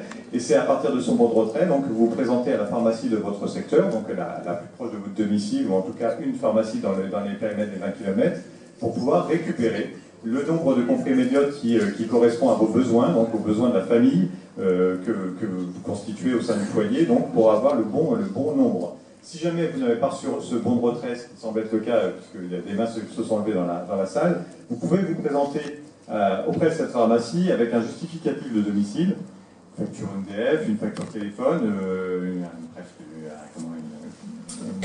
une déclaration de, enfin pas une déclaration, quittance de loyer ou autre déclaration de revenus, pour justifier en fait de votre domicile et de l'intégration de votre domicile dans ce périmètre de 20 km, et le pharmacien vous remettra également le nombre de comprimés d'iode qui sont liés à la composition de votre foyer. J'ai une question complémentaire, et si je suis dans le périmètre initial de 10 km et que je suis arrivé récemment, par exemple, si j'ai pas de plastique, qu'est-ce que je peux faire?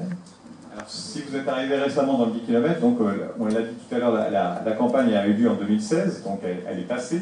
Donc vous pouvez déjà vous présenter à votre mairie pour vous référencer en tant que nouveaux habitants, en tant que nouvel habitant dans la commune, donc vous référencer auprès de la mairie, qui vous donnera, puisque c'est aussi un rôle de l'élu local et de la municipalité, donc des consignes, et vous informera sur la préexistence de ce risque-là par rapport à la présence d'une centrale. Et puis ensuite, vous pouvez également vous présenter auprès de la pharmacie de votre secteur, toujours avec un justificatif de domicile, et en fait, on aura une possibilité de distribuer ces comprimés d'iode qui seront faits en complément, j'allais dire, de cette arrivée. Merci Laurent Madier. Alors là, on a à ce stade dit l'essentiel de ce que nous avions à décliner ce soir, et particulièrement la distribution d'iode. Est-ce que vous avez des questions sur ce thème de ce soir? Et puis après, on ouvrira les questions diverses. Sur les pastilles d'iode ou sur la radioactivité, on va commencer là, et puis après vers vous, et puis on va éviter de faire courir notre hôtesse porteuse de micro. Bonsoir. Bonsoir, donc moi j'habite sur un secteur de moins de 10 km, mais on est également sur un secteur où on reçoit beaucoup d'estivants pour une période plus ou moins longue, et donc pour toute cette masse qui vient se rajouter à la nôtre, comment ça se passe pour eux? Parce que pour nous il n'y a pas de souci, on fait partie de la campagne, on suit une procédure qu'on connaît effectivement, mais pour tous ces gens qui peuvent être amenés à lever sur notre secteur dans un rayon de moins de 10 km. Les touristes, souvent, les estivants. nous, sur le littoral, donc encore plus proche de la centrale. Comment ça se passe pour toute cette population Alors, pour la partie des populations non résidentes, en fait, c'est vraiment la problématique des personnes non résidentes. Il y a deux aspects. Donc, on a parlé beaucoup des foyers des personnes résidentes, et puis ensuite, on a aussi toute la problématique des entreprises qui sont dans le secteur et qui sont concernées, qui peuvent être concernées par l'accident nucléaire, et puis la problématique des personnes qui sont là de passage ou résidant de façon temporaire dans un camping, dans un hôtel. Donc tous ces établissements en fait sont référencés auprès de chaque mairie. Ce sont des établissements recevant du public sens juridique et réglementaire du terme, et donc ils sont aussi pris en compte dans cette campagne complémentaire et dans cette campagne initiale, avec auprès de chaque mairie en fait une distribution d'un lot complémentaire de comprimés d'iode, de boîtes de comprimés d'iode, pour pouvoir satisfaire justement ces ERP, ces établissements recevant du public, pour pouvoir satisfaire donc l'éventuelle prise de comprimés des personnes qui résideraient dans ces ERP au moment de l'accident, si jamais il devait arriver. Donc on a une prise en compte, donc les terrains de camping et les exploitants des terrains de camping sont dotés d'un stock de comprimés d'iode qui permet de répondre justement aux besoins au moment où il pourrait survenir. Donc si c'est en plein été, si c'est un 15 août, évidemment, on aura beaucoup de comprimés d'iode qui sont distribués, qui sont près de chaque exploitant. C'est la même chose pour les hôtels, et donc c'est la même chose également pour l'ensemble des entreprises, comme c'est la même chose auprès des établissements scolaires en fait. Tous les établissements qui sont susceptibles de recevoir du public sont dotés d'un nombre de comprimés d'iode qui permet de répondre à ce besoin, si jamais ce besoin ça arrivait. Et si je loue sur Airbnb, par exemple, juste une précision complémentaire, ça concerne le Airbnb. Je vais être très clair, il est la responsabilité des gens qui mettent sur Airbnb d'avoir des pastilles derrière. Vous les demandez. Je vois sur les grands-parents, je suis concerné, vous allez si vous recevez vos enfants, vos petits-enfants chez vous, vous allez à la pharmacie, vous expliquez que vous avez des enfants, des petits-enfants, et vous aurez des comprimés d'iode en supplément sur votre déclaration de grands-parents. Voilà. Je reviens sur les pastilles d'iode, ça a été précisé par Laurent Mabir. La totalité des écoles du secteur ont reçu ou vont recevoir leurs pastilles d'iode. Ça, c'est la première chose. Il en est de même sur tous les établissements recevant du public. Vous allez au bureau de poste, l'alerte arrive, vous devez prendre votre pastille d'iode, la poste a des pastilles en supplément, c'est calculé sur le nombre. Moi, à la sous-préfecture, j'ai fait un rapide calcul des effectifs que j'avais en supplément tous les jours, et j'ai un stock de pastilles d'iode pour tous les personnels qui seraient au moment T donné. Et ça, c'est valable dans la totalité des temps. Et je reviens surtout sur les Airbnb, parce que derrière, déclaré, pas déclaré, il est de la responsabilité, je dirais, des gens qui mettent en ligne de le faire. Comme la même chose, n'hésitez pas à demander à la mairie d'avoir la brochure sur les informations et la plaquette qui est donnée derrière. Je vous garantis que les gens qui viennent en Normandie, qui viennent dans le secteur, notamment s'ils sont des gens qui viennent des pays du Nord, sont au courant de nos sites. Donc ils savent très bien que s'ils viennent sur les superbes plages qui sont autour des deux centrales, il y a une centrale qui n'est pas très loin. Voilà. Mais surtout, je vous le dis, pour les grands-parents, vous allez à la pharmacie, vous expliquez que vous avez une famille avec des petits-enfants qui viennent vous voir chez vous, vous aurez le complément de pastilles derrière. Merci beaucoup. La dame avec les cheveux blancs, là. Ça fait un petit moment qu'elle lève le doigt. Si on est en voiture à moins de 20 km, juste en limite de... Si on est en voiture et qu'on se véhicule dans la zone. Mais pour autant... Excusez-moi, il faudrait presque l'avoir dans la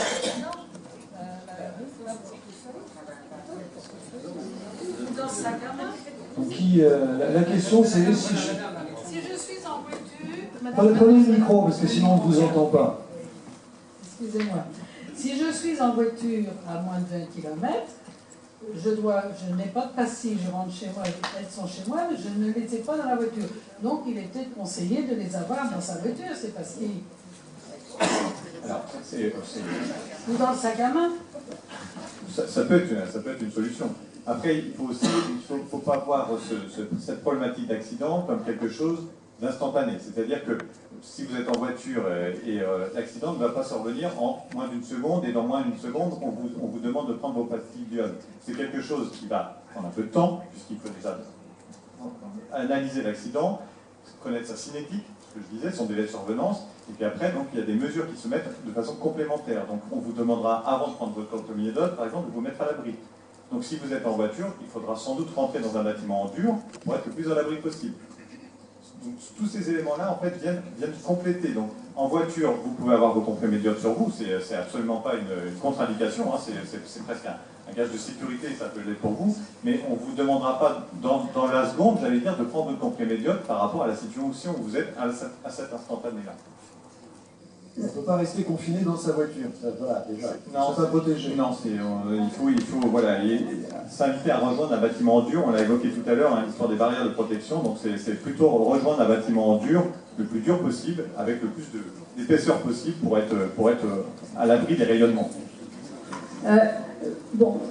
Effectivement, on ne sait jamais comment ça va se passer, d'accord? On ne sait jamais où passera le panache, parce que contrairement à Lubrizol, ça ne se voit pas, ça ne se sent pas, ça ne se touche pas, voilà. Donc tous les fantasmes, avec tout le peu d'informations aussi, peut arriver à ne pas aider les gens. Hein. On peut mentir aussi là-dessus, ou en tout cas minimiser, ne pas être anxiogène, déjà. D'autre part, il y a des zones de bouclage qui vont se mettre en place rapidement. Alors, si on est hors zone des 20 km et si la zone est bouclée, on ne peut pas rentrer chez soi, on ne peut pas prendre notre comprimé d'iode, on fait comment? Les gens qui travaillent hors zone des 20 km, par exemple. Et j'avais une autre question, il y a aussi le problème de confinement. Est-ce qu'on a bien expliqué aux gens comment on confinait une maison, dans ce cas-là? Ce qu'il faut couper, etc. Comment on fait, les rouleaux de scotch, etc. Qu'on explique aux gens. Bon, c'est des éléments qui sont très importants, quand même. Et il y a aussi l'auto-évacuation. Parce qu'à un moment, on avait pensé évacuer les gens par des moyens publics. Là, on a abandonné l'histoire parce que c'est épouvantablement impossible à mettre en place. L'auto-évacuation, voilà, on fait comment? Il faut expliquer ça aux gens, parce qu'il n'y a pas que la pastille d'iode qui compte. C'est pas une sorte de panacée. Hein. Et moi, je voulais savoir aussi le nombre de radionucléides qu'il y avait à part l'iode radioactif. Vous me direz que ça dépend peut-être du type d'accident, mais c'est tout petit, l'iode radioactif par rapport à la totalité des radionucléides. On va peut-être répondre à cette dernière question d'abord. Avant de l'oublier, est-ce que quelqu'un... le nombre de radionucléides? David Boillet peut-être. Ah, on repart dans l'autre sens. À Fukushima, c'est une dizaine à peu près. A priori, il y a tout le spectre. On peut avoir des centaines, mais de façon mesurable, quantifiable à Fukushima, donc les mesures accro qu'on a fait sur place, le premier mois, il y avait une dizaine de radionucléides à peu près. Et donc il y avait beaucoup de vies courtes comme des tellures, des iodes et tout ça, qui ont disparu en un mois.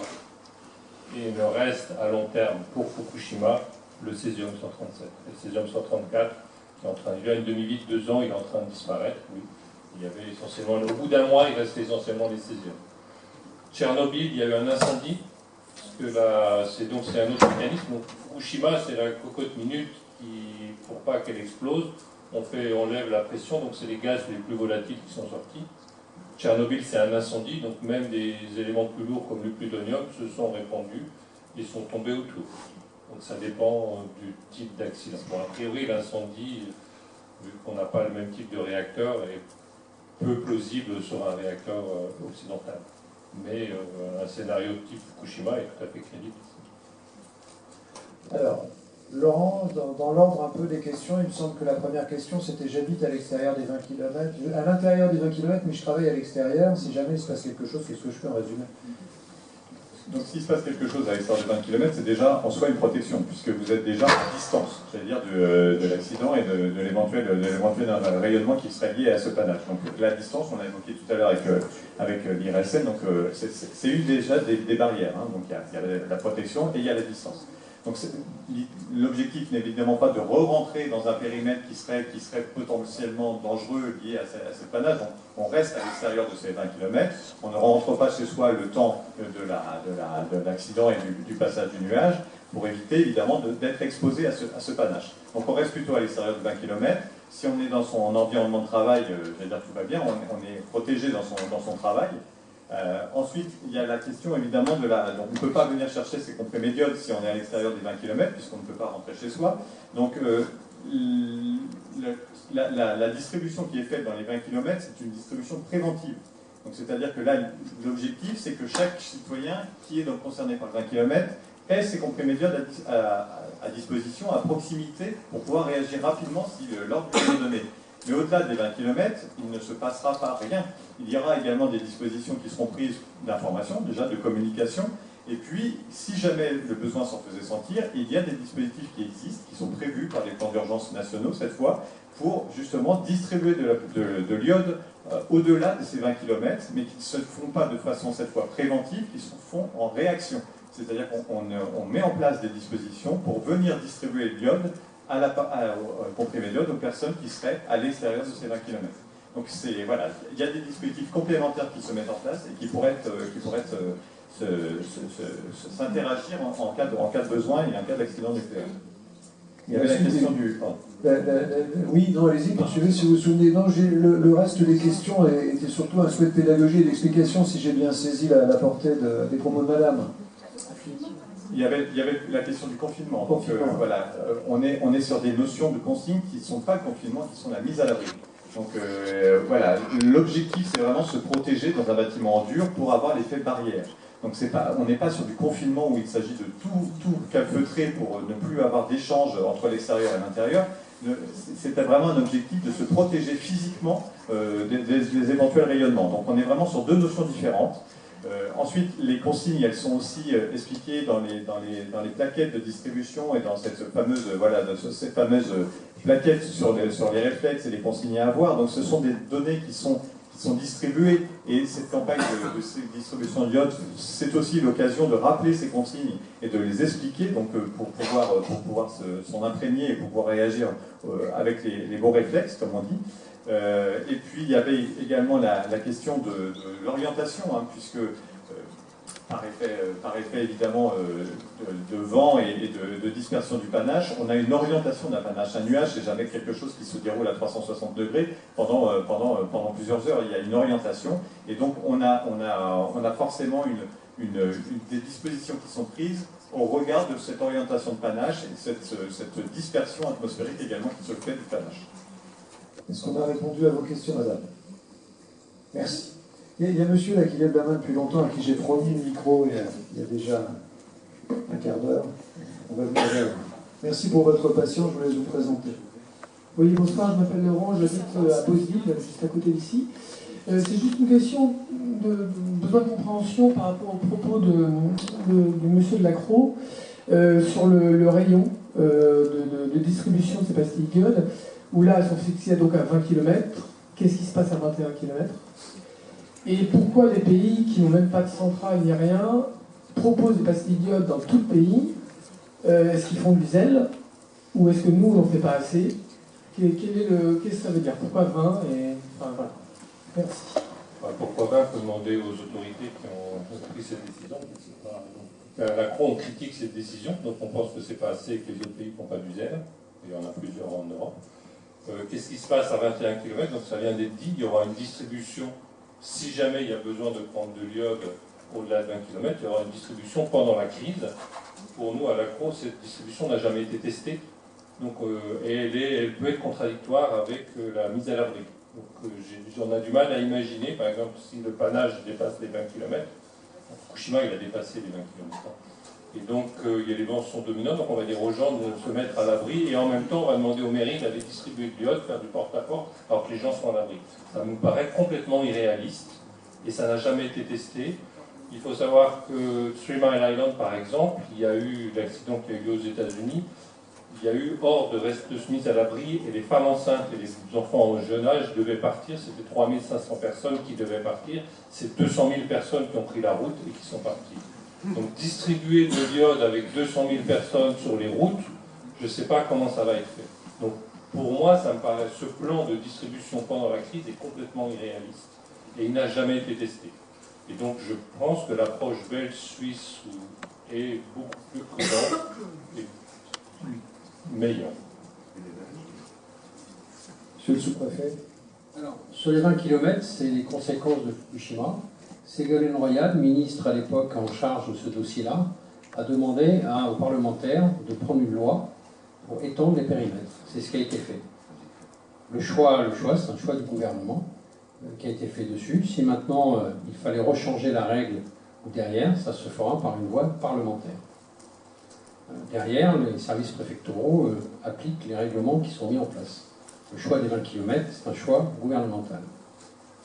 Effectivement, sur le secteur, parce que que ce soit très précis, hein, on est passé sur Palluel à 2 km, on a 365 habitants, 3 communes. À 5 km, on a 365 habitants plus 7007 habitants, ce qui fait un total de 7372 habitants et 10 communes. Les 10 km, on passe à 18 000 habitants, et 20 km, on passe à 69 000 habitants, sur 104 communes. Je vais juste revenir sur le cercle des 20 km. C'était 20 km concentriques, et on avait une zone blanche au milieu, 4 km, et j'ai proposé à la préfète à l'époque d'englober ces 4 km et de rester sur des périmètres administratifs. C'est la raison pour laquelle le périmètre de Palluel et la zone d'influence de Panly, est plus importante que celle de Palluel, tout simplement parce qu'on est resté sur des rattachements administratifs. Donc il y a des gens qui sont dans le périmètre à 22 ou 23 km, mais qui sont dans l'enveloppe, je dirais, globale du dispositif. Merci. Une question au milieu là. Le monsieur avec le pull bleu. J'arrive. Hervé Joly, je suis maire d'Auverville. Je me posais la question, l'incident en pleine nuit, comment on prévient la population, parce que les gens n'écoutent pas la radio toute la nuit, quoi, voilà.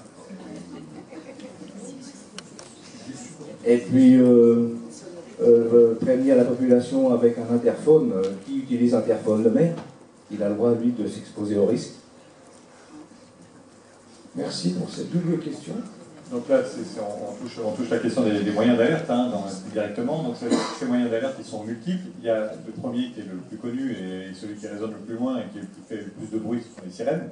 Donc les sirènes d'alerte, en fait, sont déjà le premier moyen d'alerte qui peuvent être activés par l'exploitant en phase réflexe, mais qui peuvent être activés également par les pouvoirs publics, le maire et ou le préfet en cas de besoin. Donc il y a ces moyens d'activation des sirènes d'alerte. Ensuite, il existe d'autres dispositifs qui nécessitent sans doute un investissement pour s'en doter, j'en conviens, mais il y a des dispositifs qui existent pour envoyer des messages téléphoniques à l'ensemble de sa population, sous réserve que cette population soit volontaire pour le faire, s'inscrive pour pouvoir recevoir ces messages téléphoniques. Mais il y a des dispositifs, des logiciels qui existent et qui ne nécessitent pas forcément un déplacement, qui peuvent se faire par Internet ou par d'autres systèmes, ne serait-ce que par le téléphone, pour envoyer un message d'alerte directement auprès de l'ensemble de la population. Donc les moyens existent. Après, voilà, il faut que ça corresponde aussi aux besoins de la commune, à la configuration de la commune et au financement de la commune. Mais en tout cas, il existe des moyens. Il n'y aurait pas un moyen de nous aider financièrement à installer des sirènes qui soient mises à disposition de la préfecture et qui lancent directement son alerte au moment voulu, quoi. Alors, il y a tout un dispositif de déploiement des sirènes d'alerte qui d'ailleurs, bénéficie au territoire, puisque sur les dernières années, il y a plusieurs sirènes d'alerte qui ont été équipées et que certaines communes se sont dotées de nouvelles sirènes qui ont été mises en place avec l'aide de l'État. Et puis après, il y a également des dispositions, là, je ne sais pas, sous couvert du sous-préfet, des dispositions également de proche de c'est la dotation d'équipement, j'ai perdu son nom, la DETR, voilà, qui permet quelques subventions pour pouvoir se bénéficier d'équipements d'alerte. Merci. Est-ce qu'on a une question en bas? Je donne juste une question d'information. Question à tiroir. La durée de vie des pastilles. Attendez, il faut le... Ah, excusez-moi madame, je ne vous avais pas vu. On a un deuxième micro sinon pour faire circuler la parole. Monsieur est en bas. Question à tiroir. La durée de vie des pastilles. La durée de vie est de 7 ans. La dernière... les dernières pastilles qu'on a eues, c'est 2016. 2016. C'est ça. Est-ce que ces pastilles sont bien contrôlées? Parce que j'ai vu que des pastilles, j'ai eu un lot une fois, les pastilles, il n'y a pas de date de péremption dessus. Les boîtes de pastilles sont sans date. Alors, je crois que les nouvelles sont avec une date de péremption. Les anciennes, non. Voilà. Mais en tout cas, il y a eu axe d'amélioration et un retour d'expérience qui a été fait justement avec la mise en place d'une date de péremption. Elles sont élaborées par le laboratoire central des armées. Donc, sur leur qualité, voilà, moi, donc, et elles sont valables 7 ans. Donc avec cette date-là, leur état aussi est conditionné par leurs conditions, enfin par leur conditionnement et par leur environnement de leur conditionnement. C'est-à-dire que dans une pièce humide, ces pastilles-là ne vont pas être, je veux dire, visuellement acceptables pendant 7 ans, puisqu'elles vont se corroder, elles vont devenir jaunes, elles vont devenir un peu pâteuses, et voilà, elles donnent moins envie à être prises en cas de besoin. Donc il faut les conserver dans un environnement plutôt sec. Voilà. C'est pas indiqué au départ. Mais voilà, ça fait partie des éléments de bon sens de conservation des médicaments. C'est quand même la conservation d'un médicament. C'est exactement la même chose. Et deuxièmement, tout à l'heure, on a parlé... L'agent, enfin, c'est du sel. Ouais. Ça se garde longtemps. Le problème, c'est les excipients, mais l'agent actif, c'est du sel. Ouais. Donc, a priori, il n'y a pas de durée de vie. C'est plutôt les excipients autour. Voilà. Donc, on revient à la base. Il n'y a pas besoin de date de péremption. Bon, deuxièmement, puisque ce n'est pas un médicament, donc on peut le conserver dans une voiture, sans aucun problème. Que le médicament, il vaut mieux pas avoir ces médicaments dans la voiture. Trop longtemps. C'est des mesures de bon sens par rapport à la conservation de ce type de comprimé, oui, tout à fait. Donc on peut pas se trimballer avec la pastille. Si. Ah bon? Personnellement, là j'ai quelques médicaments dans ma poche, je me promène avec. Et voilà, donc tout dépend de ce que l'on fait. Évidemment, si on fait de la piscine et qu'on prend ces médicaments, non, ça ne va pas marcher. Mais un trekking en forêt, au moment où il fait froid et humide, c'est pas forcément les meilleures conditions pour conserver ce type de comprimé. J'ai une amie qui habite à Velay, vraiment très près. Elle ne peut pas entendre chez elle la sirène. Jamais elle a entendu la sirène qui se trouve au Pont Rouge. Bon, elle ne sera pas informée parce qu'elle n'écoute pas France Bleu. Elle est en zone pratiquement blanche pour son téléphone, son internet. Donc, elle peut crever.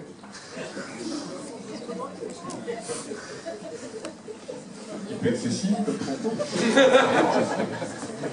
Non, mais je sais, je suis excessif. L'objectif de tous ces moyens d'alerte, c'est la redondance. C'est-à-dire qu'aucun moyen ne se suffit à lui-même. C'est-à-dire que la sirène ne se suffit pas à elle-même, de même que les éléments de communication, d'information que peut envoyer la radio ne se suffisent pas à lui-même. On est sur de la redondance d'information et sur de la redondance de moyens d'alerte.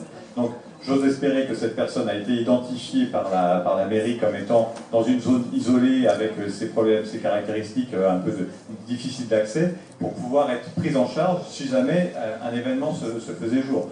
Mais en tout cas, on est vraiment dans une idée d'avoir des moyens qui sont redondants et qui sont complémentaires pour essayer de toucher au maximum, à un maximum de population.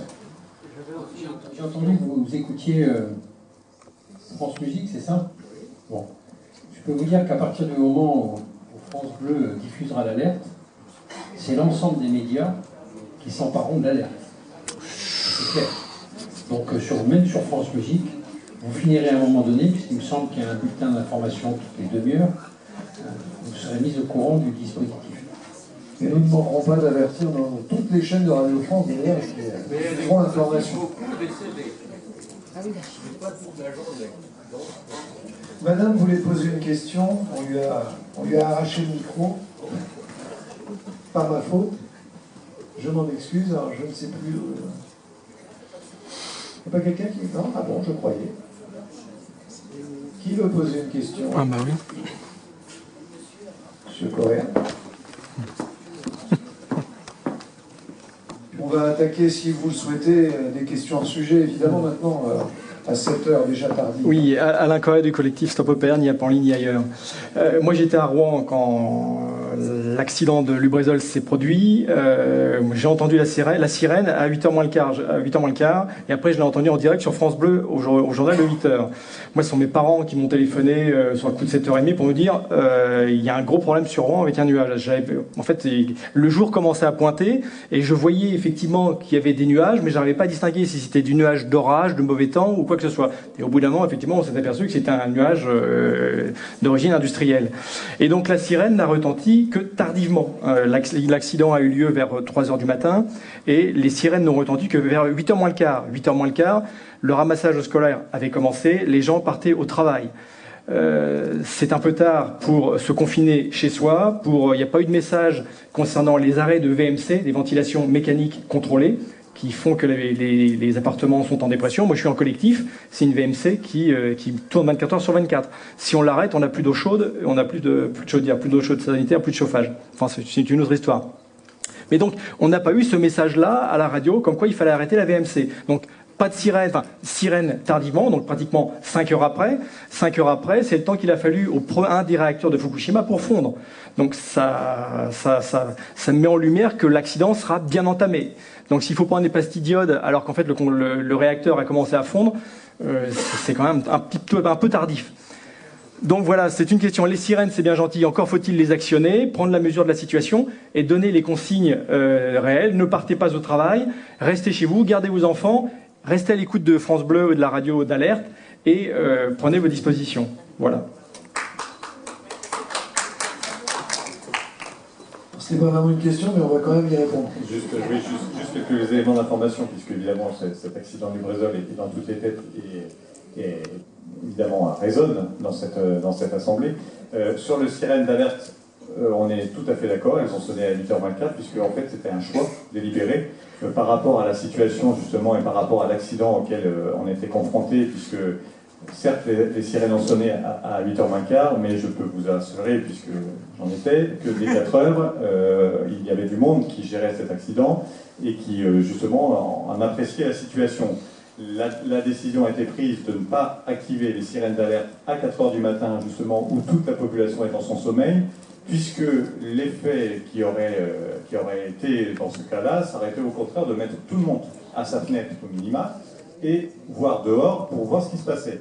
Donc le choix opérationnel a été fait justement de ne pas activer ces sirènes d'alerte, de les activer en décalé plutôt à 8h15, avec au préalable une information très largement diffusée à travers France 2, puisque le préfet est intervenu, à travers des informations directement auprès de certaines municipalités, et puis à travers également des informations qui étaient diffusées dès 4h50 sur les réseaux sociaux pour indiquer ce qui se passait. Donc voilà, le choix il a été là, les sirènes elles sont activées justement en cas d'alerte et en cas de, j'allais dire, en appréciant la situation pour savoir si le bénéfice-risque de ces sirènes est bien utile. Donc voilà, ça répond à une problématique et il y a des organisations qui sont justement testées et faites pour ça. Alors, juste une précision, je rappelle que tous les sites Céveso sont équipés de sirènes. Ce sont les sirènes à modulo, celles que vous entendez autour des centrales, qui ont 3 émissions d'1 minute 30, je fais ça de mémoire, avec une variation. Tous les sites Céveso sont équipés de ce type de sirène. Le préfet a pris le choix, d'abord de regarder quelle était la nature de l'incendie. Et c'est à partir du moment où ça a dépassé ce qu'on appelle le POI, et venir à mon secours, là, le plan interne, le plan d'organisation interne de l'entreprise, que le préfet a déclenché le PPI. C'est posé la question du suraccident. Et donc la décision a été prise, mais les maires des 13 communes qui étaient sous le chemin du panache ont été personnellement contactés. Et derrière, on a 12 communes supplémentaires qui ont été mises en place. Voilà. Après, il y a eu le déroulé normal, je dirais, des affaires. Concernant les affaires scolaires, le département et la région ont prévenu les principaux des collèges sur ce qu'il fallait faire. Et il y a eu des informations qui ont été faites derrière, sur les professeurs par le biais de la DAZEN. Maintenant, je vais vous donner un exemple. Il y a 10 jours, on est allé faire une réunion avec les maires sur les problèmes le principe de précaution. Et dessus, il y a 2 personnes qui ont dit « Moi, monsieur le préfet, je n'ai pas été informé. » C'est sur mon arrondissement. Moi, j'ai la liste de mes 343 maires dans mon téléphone.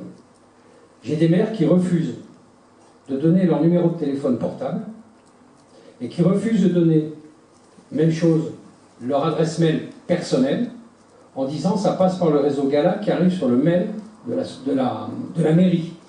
Quand vous êtes dans une petite commune, vous n'êtes pas en permanence derrière.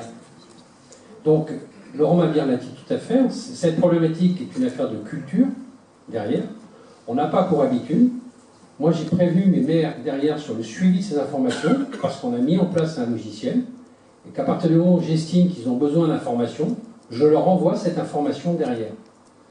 Alors, vous allez me dire, on ne la croit pas, ça c'est un autre sujet, par rapport, je dirais, à tout ce qui part sur les réseaux sociaux. Moi, je voudrais juste revenir sur la problématique des réseaux sociaux, parce que je prends monsieur le maire, ou l'adjoint au maire, avec la veste marron. Vous m'avez dit, les enfants, sur leur réseau, c'est simple. Mais à partir du moment où tout le monde se sert de son téléphone portable, à un moment donné, ça ne marchera plus. C'est la raison pour laquelle, suite à AZF, les services de secours sont tous équipés de moyens différenciés, derrière, sur des réseaux totalement différents qui leur permettent de garder le maintenant. Parce qu'à AZF, que ce soit la police, la gendarmerie et les pompiers, tout le monde a travaillé sur son téléphone portable. Et c'est là que ça a pu marcher. Donc ces raisons-là, c'est pour ça. Et c'est pour ça que le partenariat depuis AZF a été noué, je dirais, avec Radio France, pour être l'élément déclencheur qui permet de faire le réseau derrière. C'est pour ça que la bonne vieille radio, elle fonctionne. Même sur des coups de décédés, souvent dans la journée. Voilà ce que je voulais dire sur le système d'alerte. Mais le choix du préfet de dire je ne déclenche pas les sirènes d'alerte à 4 h du matin, parce que d'abord, il fallait maîtriser de savoir ce qui était comme réalité d'incendie, explosion. Je rappelle quand même que nous avons eu 0 mort et 0 blessé, à part des gens intervenant sur le lieu. Voilà. Je crois que voilà, c'est un choix. Un choix assumé, je dirais, derrière. Guillaume Blanette. Une fois n'est pas coutume, j'ai confirmé ce que dit monsieur le sous-préfet. On en discutait encore chez Charlotte Goujon hier, monsieur Mabir.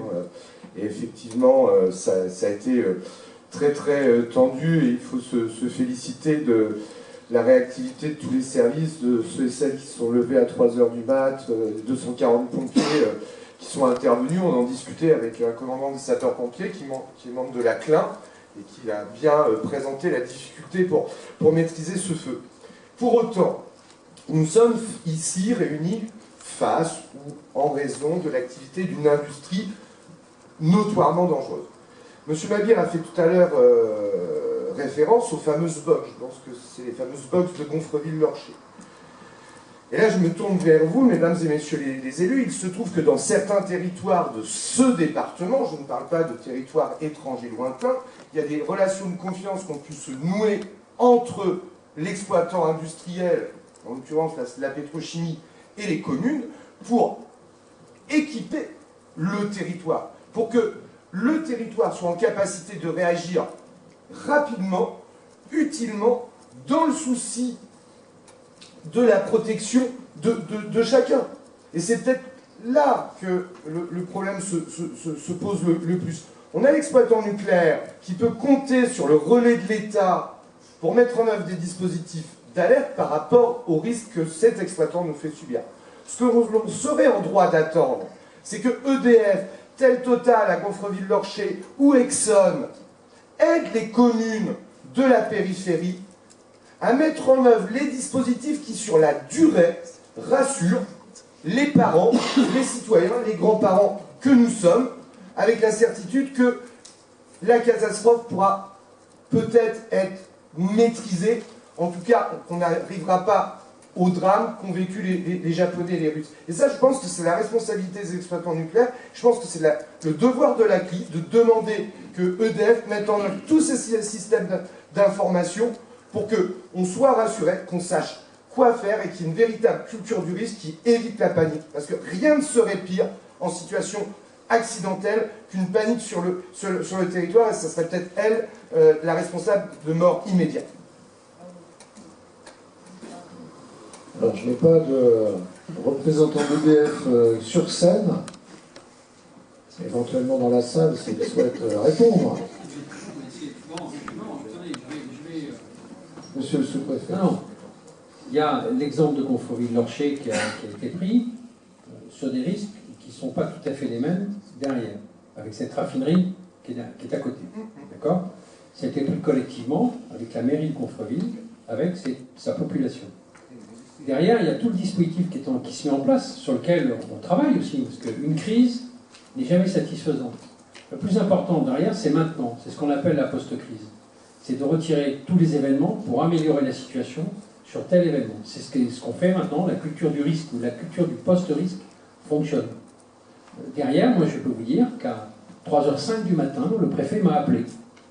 Il m'a dit voilà, on a un souci à Rouen, on ne sait pas très bien ce qui se passe derrière, sur lequel toute la chaîne s'est mise en place. Je reviens maintenant sur les messages sur les réseaux sociaux. Sur tous ces messages-là, ça fonctionne. Ça fonctionne. C'est pareil, vous avez votre téléphone.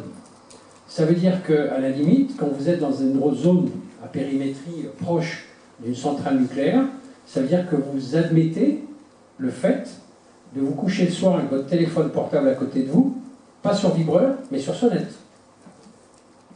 Voilà. Moi, je fais partie de ces gens qui vivent avec un téléphone rivé parce que je dois être joignable en permanence. Voilà. C'est-à-dire que mon téléphone, il peut sonner pour une alerte. Quand les alertes météo sonnent pendant la nuit, oui, je les ai sur mon téléphone.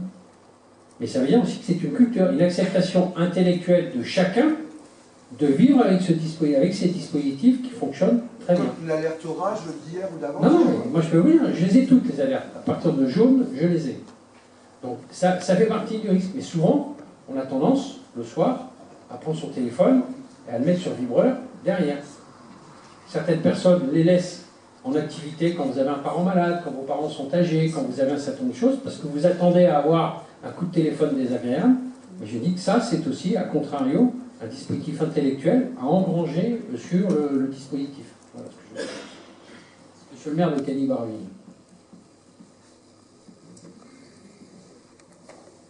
Oui, par rapport à cela, donc vis-à-vis du plan communal de sauvegarde et toute autre chose, pour être alerté, si je reprends un événement qui s'était passé il y a quelque temps sur le site de Blayais, où suite à tempête et inondation, bien sûr, il n'y avait plus de communication possible, et toutes les personnes maintenant sont équipées de téléphones sans fil, et c'est bien, mais sans électricité, il n'y a pas beaucoup de possibilités d'être joints.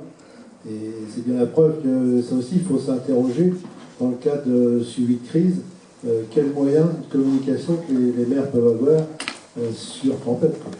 Monsieur le maire, que votre téléphone portable, il a une durée de vie d'au moins 24 heures, 36 heures. Non, attendez. Si les antennes sont tombées...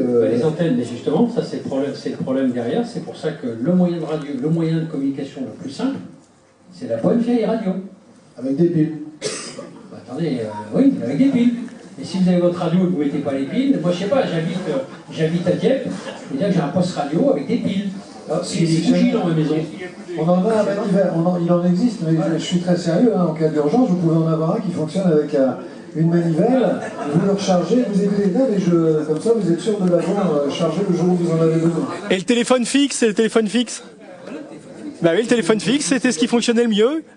Le téléphone fixe, ça fonctionne sans électricité, parce qu'il y a des groupes électrogènes qui alimentent les centrales. Seulement, il n'y en a plus. Monsieur le Coréen, quand vous regardez derrière, vous interrogez dans les foyers, le téléphone fixe, c'est pas forcément installé partout. Vous avez des foyers qui n'ont pas de téléphone fixe, qui sont uniquement avec des box ou avec des téléphones portables. Il y a des foyers qui n'ont pas de téléphone. Est-ce que... Et il y a des foyers qui n'ont pas de téléphone. Voilà, on peut revenir au bon vieux pigeon.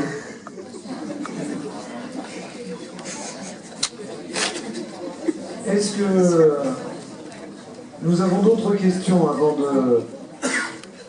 de terminer ce moment, peut-être en discutant en aparté, si vous le souhaitez? Mais alors, moi je voudrais juste, derrière, vous dire deux choses, parce qu'il y a des gens qui sont dans la salle, qui sont des gens qui vivent à 2 km, 5 km, 10 km. Moi j'invite quand même les gens, j'en profite, et Brice Farino, le directeur du centre, et les chargés de com le savent, moi j'invite les gens qui viennent d'arriver dans le coin, qui ne sont pas familiarisés, d'aller à Palluel, d'aller au centre d'information du public, parce que dedans c'est ouvert, largement ouvert. Et là, vous avez l'explication complète de la chaîne déjà de l'outil industriel, de la conservation d'un certain nombre de choses.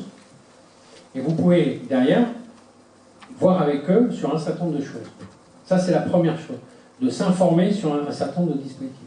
Ensuite, il y a les sites internet de l'Ancli, il y a le site internet d'EDF qui est là. Mais il faut être aussi, on est tous acteurs à un moment donné. Et l'État providentiel, il n'existe pas. On ne peut pas tout faire. Et à partir du moment où on rentre, on décide d'habiter dans une zone sur laquelle il y a des productions industrielles qui peuvent être plus ou moins dangereuses, je pense qu'il est du ressort de chacun qui vient s'installer dans cette zone de se renseigner sur l'activité qu'il y a dans la zone et quels sont les moyens qui sont mis à disposition en cas d'accident, je dirais, industriel. Ça, c'est vraiment le message que je fais repasser aux gens qui arrivent dans le dispositif, parce que derrière, s'il n'y a pas cette prise en compte individuelle, ça sera extrêmement difficile de faire passer des messages derrière, et la suspicion, la rumeur s'empare. Et là, je peux vous dire que pédaler à contre-courant, c'est quand même extrêmement compliqué. Merci beaucoup. Peut-être le mot de la fin, alors, à ce moment-là. Ouais. Ah, non, ce sera l'avant-dernier. Allons-y. Oui. Alain Correa. Oui, de nouveau Alain Correa. Oui, en matière de culture du risque, qui a été évoqué à plusieurs reprises, on a demandé, nous, en tant que collectif Stop EPR, ni à Pont-Ligne ni ailleurs, on est membre associatif de la CLIN, que cette réunion ce soir soit retransmise en direct sur Internet pour les personnes qui ne peuvent pas venir, parce que c'est loin, parce que le temps n'y s'y prête pas, parce qu'ils ont d'autres activités. Ça fait plusieurs années que nous demandons qu'en 2009, cette réunion soit retransmise en direct sur Internet. C'est pas quelque chose d'extraordinaire, et à chaque fois, ça nous est refusé. Donc c'est un peu dommage dans le cadre de culture du risque, parce que ce qui s'est dit ce soir est fort intéressant. Il y a plein de gens qui auraient obtenu une information par rapport à leurs questions sur la radioactivité, sur les comprimés d'iode, sur quoi faire en cas d'évacuation, etc., etc. Et comme ils ne sont pas là ce soir, ils n'auront pas la réponse. Or, s'ils l'avaient eu sur Internet, ou en direct, ou en replay, genre après coup, ça aurait pu être intéressant. Donc c'est quelque chose que nous martelons, que nous aimerions que ça se fasse, mais on a du mal. En 2019, ça nous paraissait compliqué qu'on ne puisse pas encore avoir ces retransmissions en direct sur Internet. Si c'est relayé par les maires peuvent peut-être aussi faire une amicale pression pour que cette retransmission ait lieu, en direct ou en différé, parce qu'ils sont quand même comptables de la sécurité de leurs administrés. Allez les maires, allez-y, demandez ce genre de choses. Jean-Louis Chavancy, quelques éléments de réponse avant mon tour. Pour ma réponse, encore une nouvelle fois. Donc, par rapport à cette proposition que vous faites de diffuser en direct la réunion, on vous a déjà dit. Donc, de toute façon, moi, ça fait 1 an que je suis président maintenant. Et donc, je répète, on travaille donc avec le service communication du département, et on est en train d'étudier ça pour voir quelles sont les possibilités. On s'informe sur tout ce qui se fait à côté, et on verra après comment on peut faire. Donc ça, c'est la réponse pour tout de suite, et ce n'est pas autre chose. Mais dans la semaine, c'est fait. Hein. Il y en a pour 3 500 €, en 3 jours, c'est fait.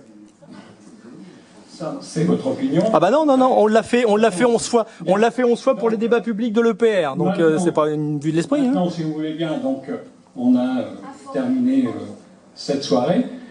Tout d'abord, je tiens à remercier donc notre animateur d'avoir animé fort bien cette réunion, de remercier nos intervenants, que ce soit l'ACRO, le CRCTC, monsieur le sous-préfet, monsieur le médecin du travail, madame la représentante de l'IRSN, et puis bien sûr les représentants de l'EDF et puis de l'autorité de sûreté, ainsi que tous les maires et toutes les personnes qui sont présentes. Donc n'oubliez pas que de toute façon vous avez toujours le site de la CLIN, et puis avec la diffusion du Clean Info, donc des informations. N'hésitez pas à nous contacter. Vous avez eu maintenant devant vous les personnes qui s'occupent de la CLIN au niveau du département. Donc vous avez une tête à mettre sur leur visage. Donc voilà. N'hésitez pas, on est là pour ça. Merci à vous. Bonne soirée. Et un dernier mot avant de partir, vous allez pouvoir déposer, répondre des questionnaires, tout ça dans l'entrée. Il y a des cahiers aussi peut-être pour laisser un petit tout ça est ici en sortant. Merci beaucoup, passez une bonne soirée, rentrez bien et prenez soin de vous.